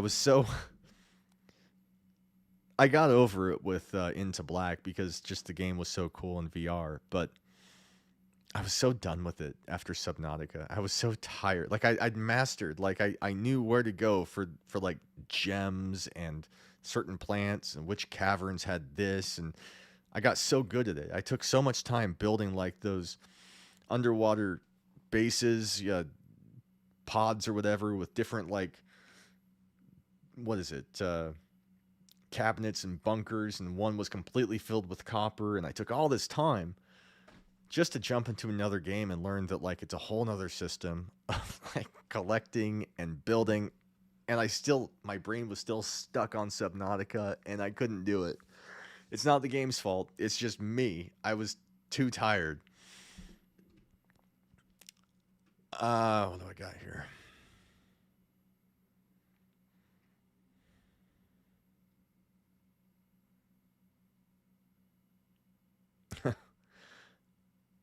I think they repel the ladies, personally. Those walking VR shoes. I saw someone talking about that previously. If they send them to me, I'd be happy to review them. But I personally, I can't imagine that being a good experience.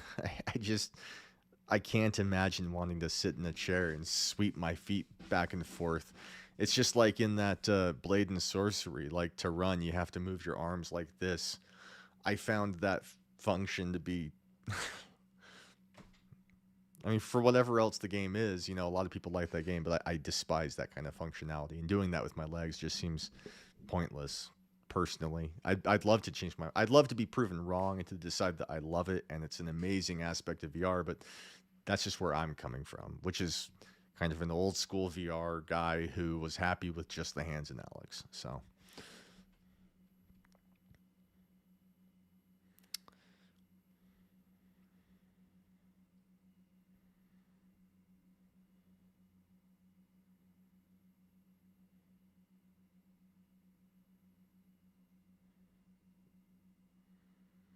V-Rocker.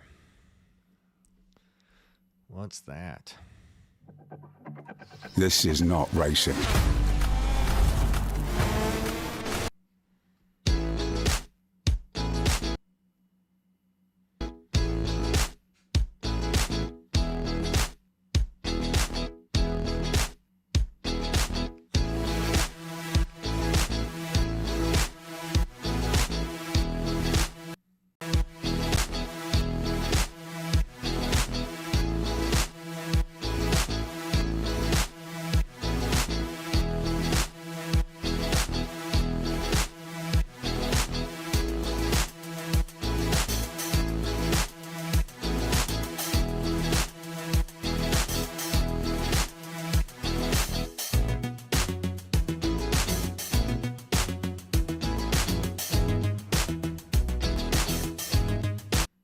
Wait, so are you saying, I thought this was just a game that makes you want to, wait a second. I thought this was just a game that happened to feature this thing where if you like hop left and right on your foot, it propels you forward. Are you saying that this is an app that integrates into other games so that you can use that function to walk? Oh, wow. I didn't even know that was a thing. That's cool.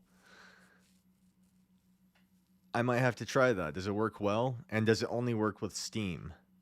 Because Live is an app that has a lot of, like, the idea of using Live in VR to where I can see all these comments on the ground. I just have to look at the ground and they're like stuck there. It's a cool feature. I love it. But the problem is that a lot of games don't use Steam VR.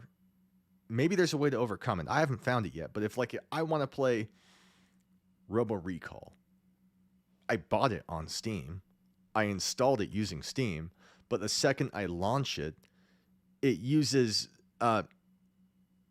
Oculus Meta, and it shuts down. It won't launch with Steam, and if Steam's not open, Live will not work.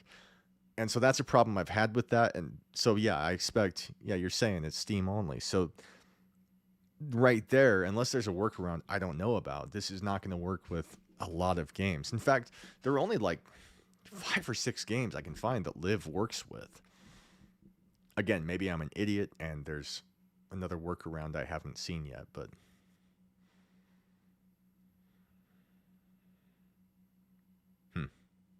thanks for pointing that out. That's cool. I'm glad that exists. Evil Punk is wild. I'm not sure I have footage of that saved, but I played that. And when I say wild, I don't mean go get it, though you're welcome to. The developer of that was talking about some serious updates that had just come out. So I'm actually not going to talk about that just yet. I want to try that again.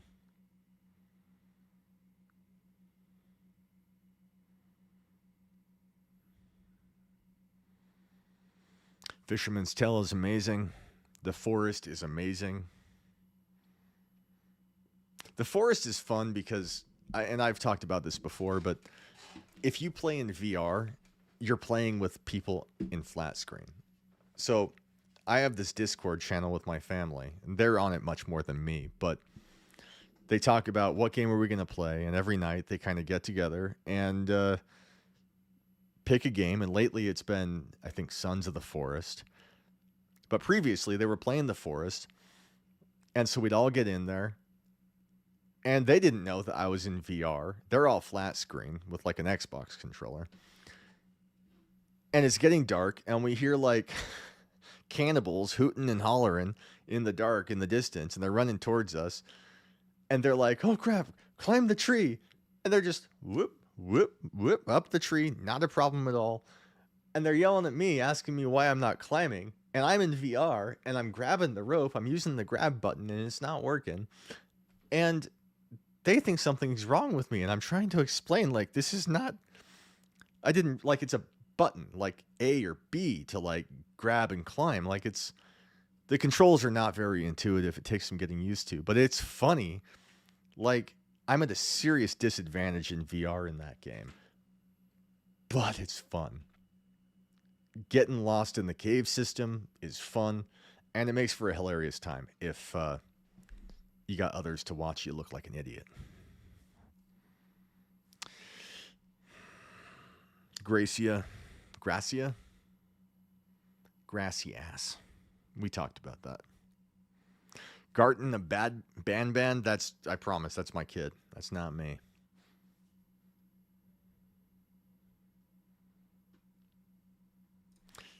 VR mod for Half-Life 2. Again, yeah, you need to try that, dude. Hubris is a beautiful game. I don't love it, but it's a beautiful game. Ill Will is another game that works well with the UE VR injector.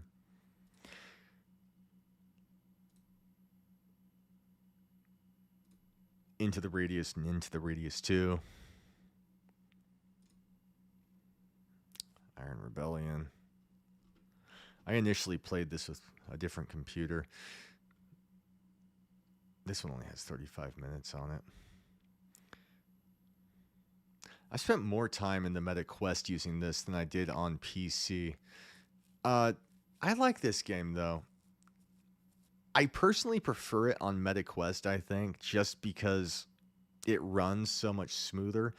In that video I did, I was getting like 40 frames a second on PC.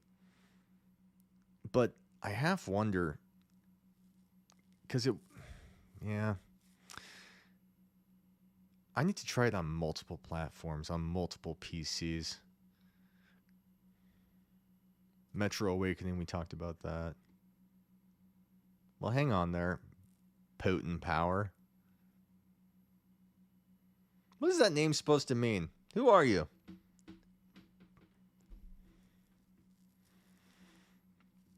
Yeah, I talked about Jet Island the last time I did a live stream. In fact, I spent quite a bit of time on it. Jet Island is a fantastic game.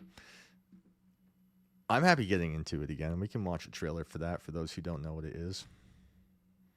Let me make sure my volume's down, though, because last time I was talking and no one could hear me.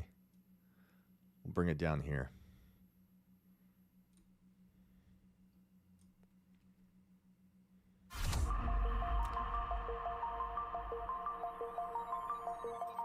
Oh, okay.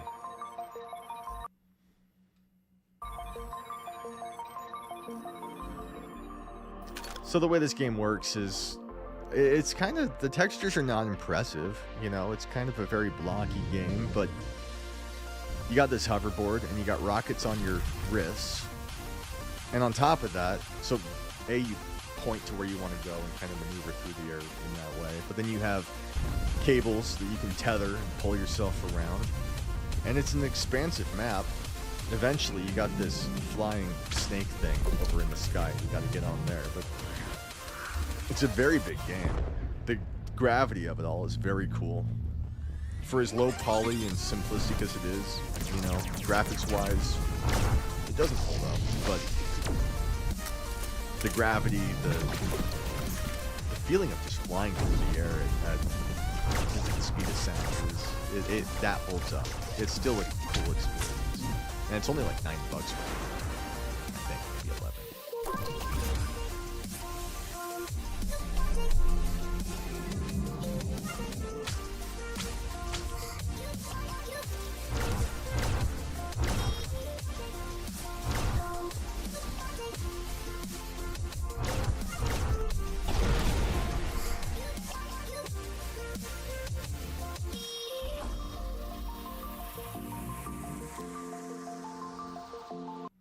No one's asking you to back down.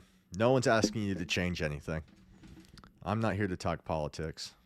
I keep that to myself. But Behemoth wishes it was Jet Island. Everything wishes it was Jet Island. I'm glad you mentioned the game. I already touched on it, but it occurs to me that a lot of people might not have been here for that, so.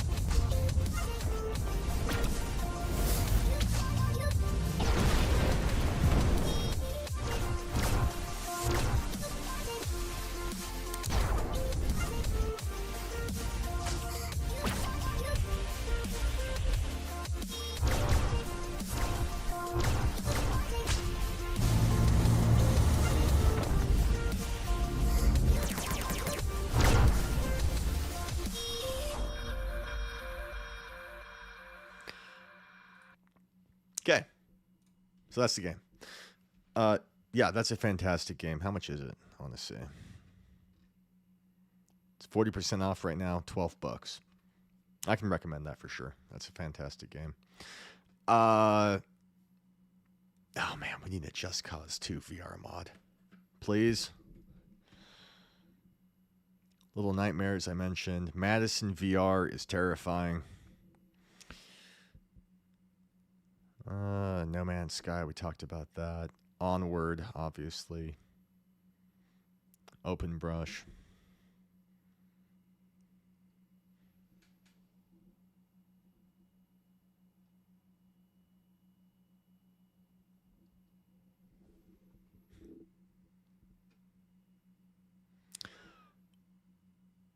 What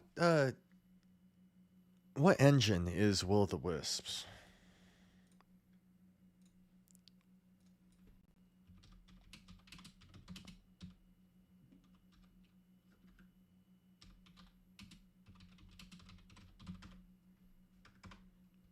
Unity. crap.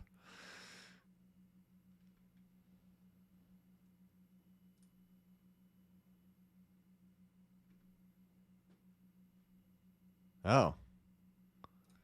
Interesting.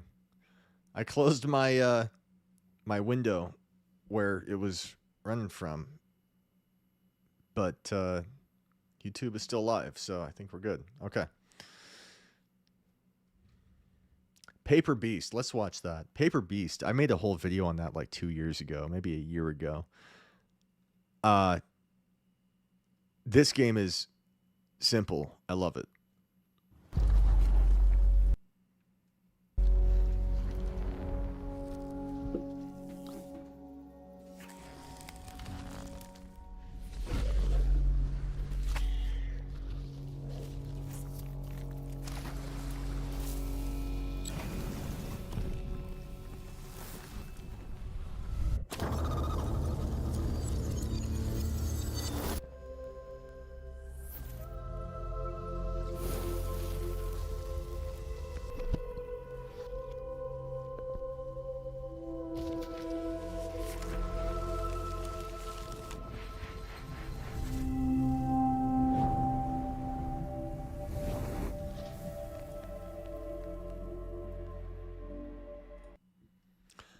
I agree. Hubris was a bit empty. But this game, I'm curious if you guys have played this. So this was initially, I think, a flat screen. And then they, let me look at this. Yeah, folded edition versus flat screen. So, yeah, I haven't done much with the sandbox version of this game, but there's this moment I remember vividly from the game where you're in a cave system and you come to kind of a hole in the rock, and there's this black void, this abyss, and you can stand on the edge of it and you can feel the wind kind of like almost sucking you in. And it's so black in there, but there's this tornado of just like angry particles swirling, and there's lightning inside of it. Like you would see lightning in a tornado at night, and it kind of flashes and briefly illuminates the rock walls. And it's this sense of dread that was just so well manufactured. It was such a cool experience standing on that lip and looking in. And everything in here is like kind of ragdoll physics. You can with your hand kind of reach and point and grab these creatures from a distance and kind of lift and whip them up and pull them, and whatever you do to them, there's a reaction. If there's a, and they're all paper, but if there's a mother and she's got like some kin around her and you grab one of the children and kind of tug her away, the mother reacts appropriately. And it's just a very cool sandbox type game.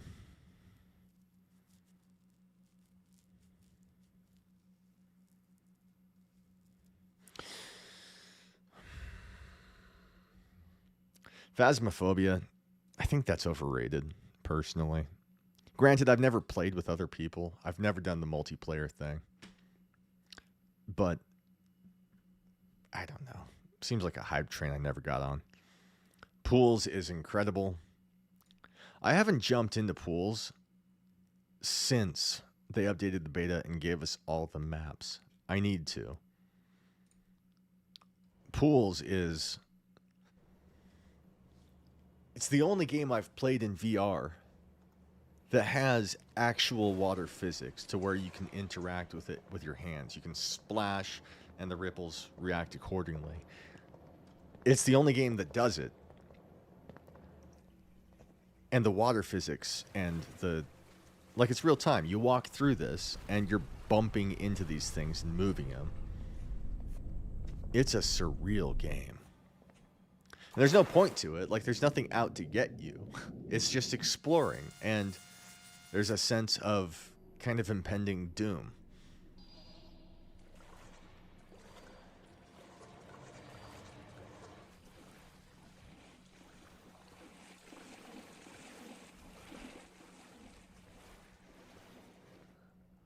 Kind of like Enter the Backrooms, but for adults. I tried that game, Backrooms VR, and I despised it with every fiber of my being. Have you guys tried the Portal mod? I haven't tried that yet. Hey, thank you. Yeah, no, it's... Yeah, Pools is a very cool game. Prey is a game that needs to be in VR. It's a shame that it's not. Not to be confused with the Michael Crichton novel. But it's a cool game.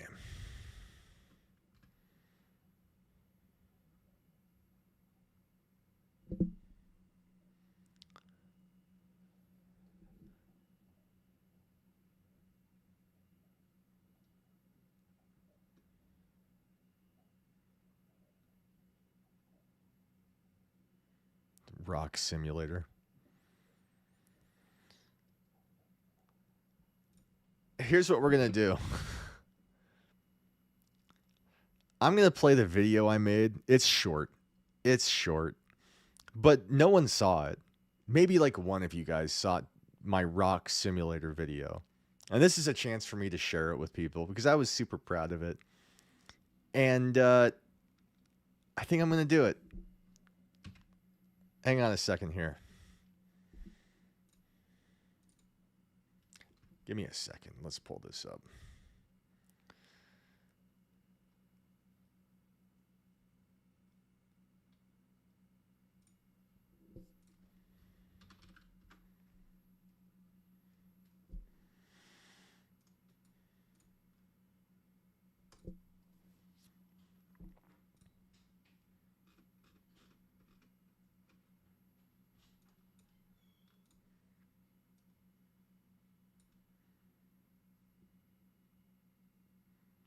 Wait, Prey got a multiplayer mode that's VR?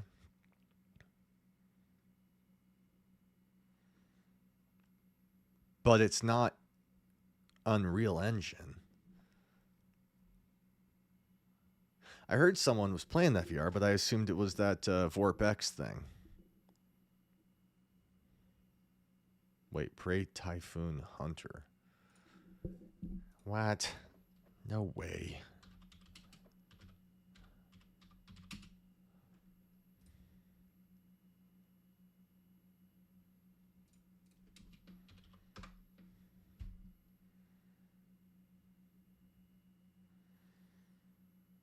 Well, here's video footage of Tyrell Wood playing it in VR back in 2018.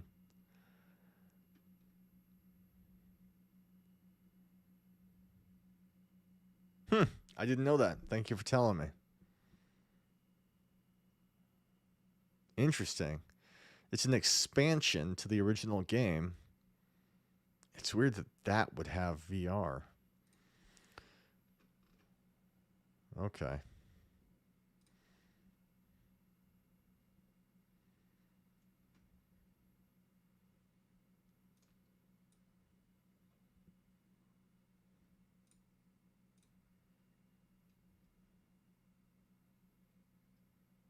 Okay, I've got that downloading, so we'll skip that for now. We'll come back to that, but I am going to show you guys that video, kind of a semi-review I did of the Rock Simulator.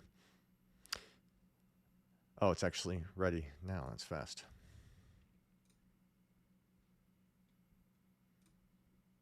Thanks for bearing with me.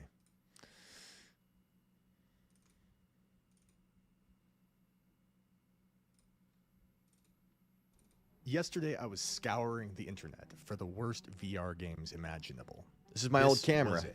I was going to make a video about a VR game that would make me suffer as I all but flogged myself for YouTube, building what would be the definitive, undisputed worst experience I could find.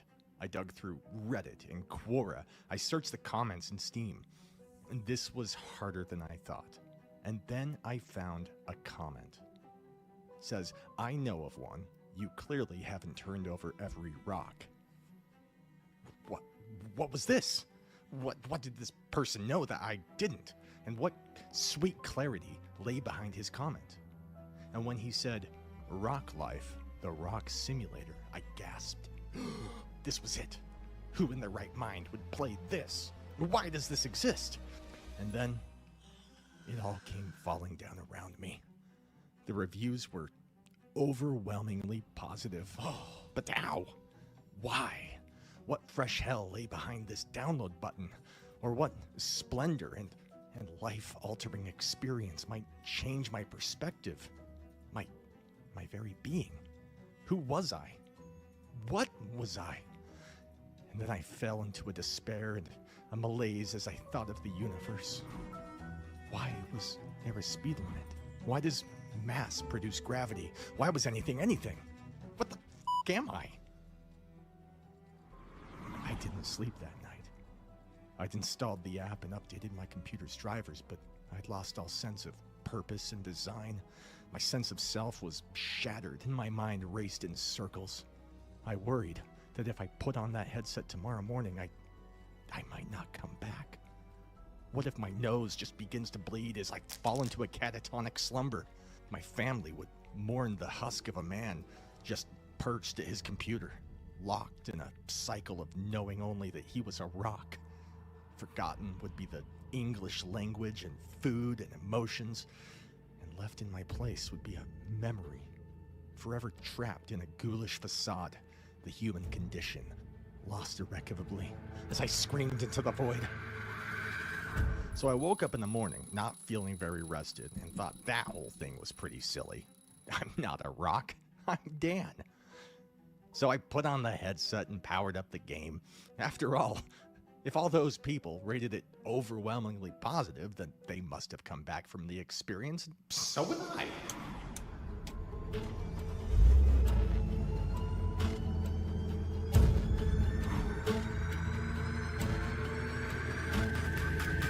And then I saw the rock. The evening before came flooding back to me like an ocean of spiders, horrible eyes daring me to run. Leave this place before you forget who you are. No! I shouted as I came to terms with the altercation in my mind. Here, I was a rock, but out there I was a person. I said it to myself over and over out of fear of forgetting. You're a person! You're a person! You're a person! I gazed at the rock and the scenery it commanded. We were the same, it and I. This was splendid. I could feel the vacuum of space clawing at my skin. It wanted me all for itself, but the moon disallowed it. The scenery cycled, and suddenly I was in a stream. In reply, the water danced around my rocky shell, and the wind whipped gently over me, as if to say, yes, you are. You're where you were always meant to be. Look at the sky. The depths of eternity call upon you, as they call upon me, and to refuse is impossible. You've always been a rock, and ever since you were ejected from a collision in the Helix Nebula, you've dreamt of strange and bizarre things. You were a boy. Your mother and father brought you up. You attended grade school and studied dinosaurs as a child. You were going to be a paleontologist. Every rock dreams, and in your story, you were Dan. Look at the Earth. What a strange dream you had. But now you're awake. And every... This game sucks. 5 minutes long, that's pretty short. Hey, Hair Force, you retracted a bunch of messages. Why'd you do that? I can't remember what you wrote. I don't remember anything fishy or offensive, so... but I've been glad to have you here, so no worries. Hey, thanks for that. Yeah, so it's kind of... I mean, that was my old... I had this... what was it? One of those Razer Ultra Pro cameras. It's just a... It was like a 4K, but it was still pretty low quality. I couldn't get the image I was looking for. But no, it was just poorly marketed. That's actually where I first, I think Steve Knows chimed in, and I was really happy to have him on the channel. I love that guy. And so it was cool getting, you know, kind of acknowledgement from him But otherwise, I think it's sitting at like 300 views right now or something. It didn't really go anywhere, but I was proud of that episode. I had fun making that. So, but yeah, so let's get out of here. Let's get back to this. Coming back over here, because I went to that because we happened to hover over the rock simulator. We can do this.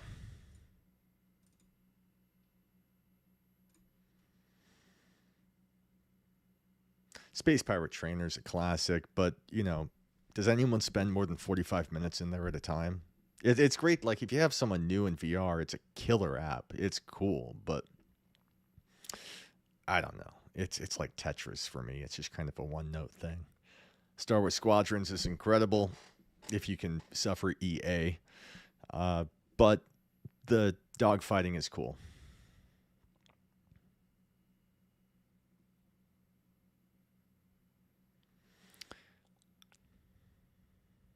I tried Subnautica VR. I mean, I got it to work okay, but for me, I mean, it was cool being underwater in VR, but it, in the end, just didn't perform well enough. I found myself wanting to use the Xbox controller just to have that kind of fluid motion, feel like I was getting around in a timely manner. And maybe I could improve upon that experience a bit, but Teardown. Have you guys played Teardown?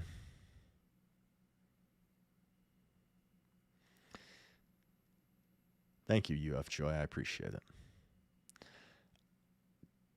Teardown is wild. I've wanted that in VR, but it's never going to come. We're never going to get Teardown in VR. You could do this thing, like you could import dinosaurs and Godzilla. You can create black holes, and everything is destructible. Everything reacts to everything. So if you build a black hole and drop it in a pool in the backyard, it starts sucking up everything like Minecraft style, and you throw a dinosaur at it, and it'll cut down to like 1 frame every 6 seconds. Trying to double that with VR through each lens is just unthinkable. But it's a fun game. Vertigo 2 is a masterpiece. I think you guys might have seen that video I did where we know now that there's like one developer, one guy behind it, one kid. He's like 20 something. He made Vertigo 1 when he was like 16. He was like 16. I could barely like wipe my butt at 16, and he's making Vertigo 1.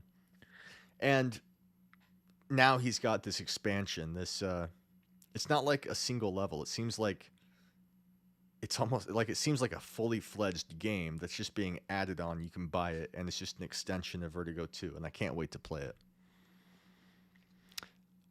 Wanderer, we have Fragments of Fate coming out, and that's an interesting one because I was a fan of Wanderer. I really liked that game. I like it a lot. And I really didn't have anything negative to say. I thought it looked fantastic. But Wanderer Fragments of Fate looks even better. Let's do this.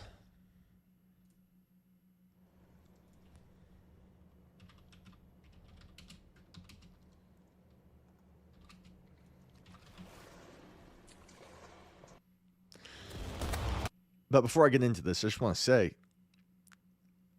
I have it on good authority that this is coming to MetaQuest standalone as well as PCVR. And it's PCVR first. I know that. It's PCVR first. But how they're going to get it on standalone, I have no idea. But that's not one source telling me that. That is multiple sources. One of them is for sure valid. Coming to Quest standalone. And, I don't know. Watch this. You guys tell me how it's going to be done. Educate me.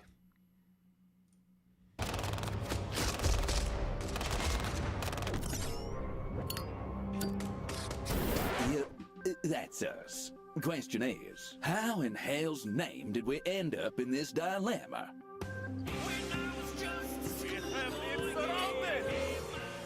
Well, running from the Rooskies certainly wasn't on my bingo card. Sometimes the only way forward is back. Let me explain.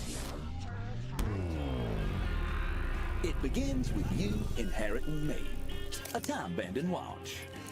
Unfortunately, you've also inherited a rather hefty burden. Essentially, you have to save the entire human race. That old chestnut.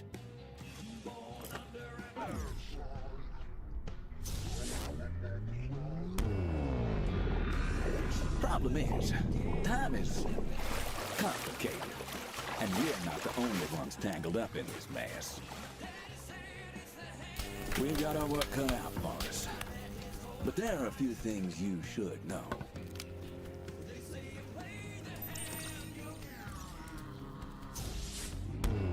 Firstly, we can travel through time whenever we please. To the good, the bad, and sometimes the downright ugly. Everywhere we go, we become someone else from that time and place. It helps us blend in. And most importantly, we can take anything we want with us, wherever we go. That's it. Easy, right? Like I said, sometimes the only way forward is back.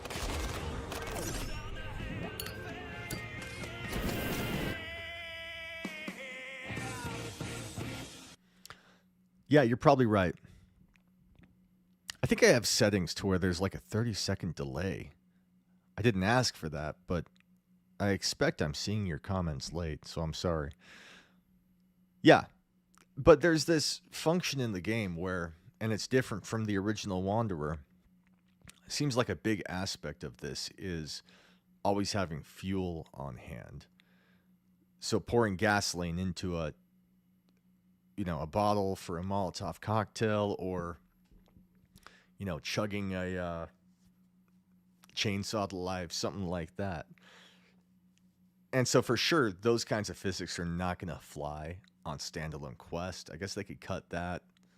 Yeah, I guess they could cut that stuff. But if they can do that,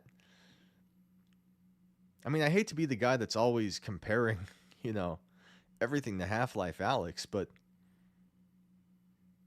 really, I mean, Half-Life Alyx doesn't have trees. It's got like knotted, gnarled growths and like flowers and stuff like that, in the dark. But like actual like vines and trees, that's got to be like a lot of triangles. That's got to be asking a lot of the machine. If they can port this to Quest, makes you wonder if they could port Half-Life Alyx to Quest if they had the stomach for it. They don't. They got their own platform. I get that. But for a long time, people have argued that it can't be done. It's just too hungry. So, I don't know. That's interesting.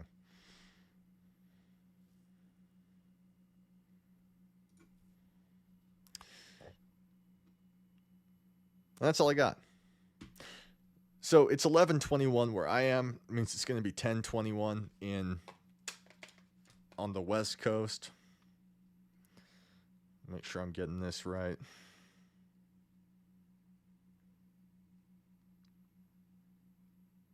Yeah, and New York is 2 hours ahead of me. So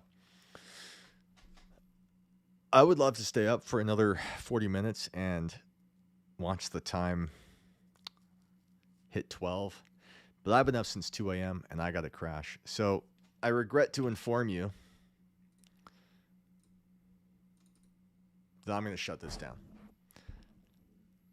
I want to say thank you to everyone who's been here. It started with like a structure. We began by covering, the Gracia, and we covered, the future of Meta, the Meta Raybans. Talked about some general VR news. Screwed up a video. My drivers are not up to date, I think, and that's causing issues with the browser. But in the end, just talking VR. I like taking questions from you guys. I had a good time with it. Have you seen Pacific Drive? You know, I bought that for my dad. It was in his wish list, and I got that for him. I've toyed around with it for a few minutes. He's played it quite extensively.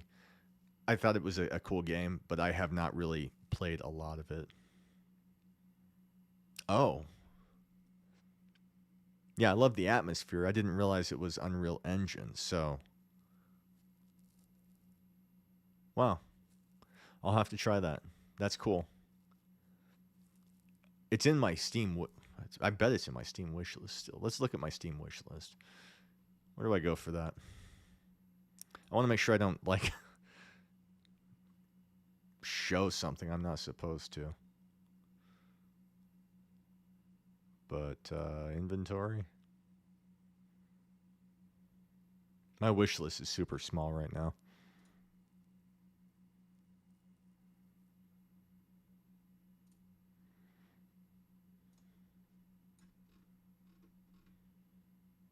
I don't know how to do things.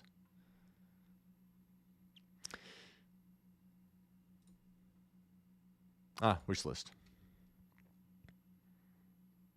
Yeah, Pacific Drive. And it's 40% off right now.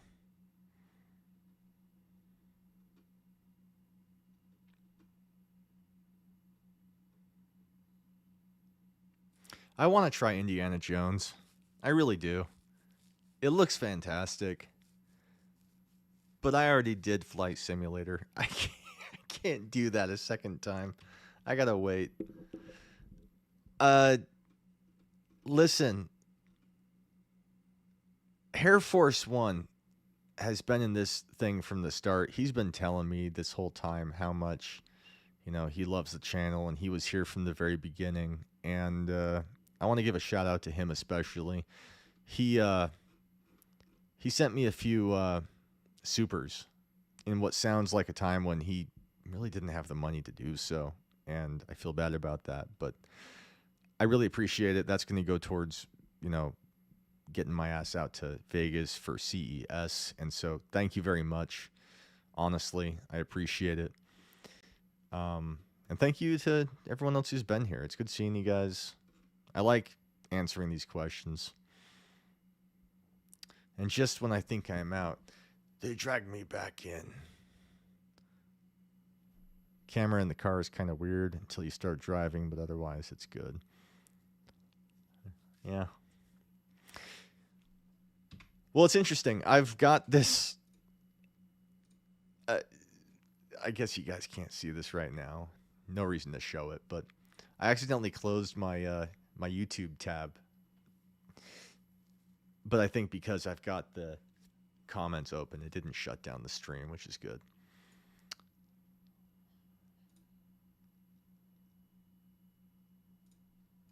So let me get back over here. Okay. I am officially going to shut this down, you guys.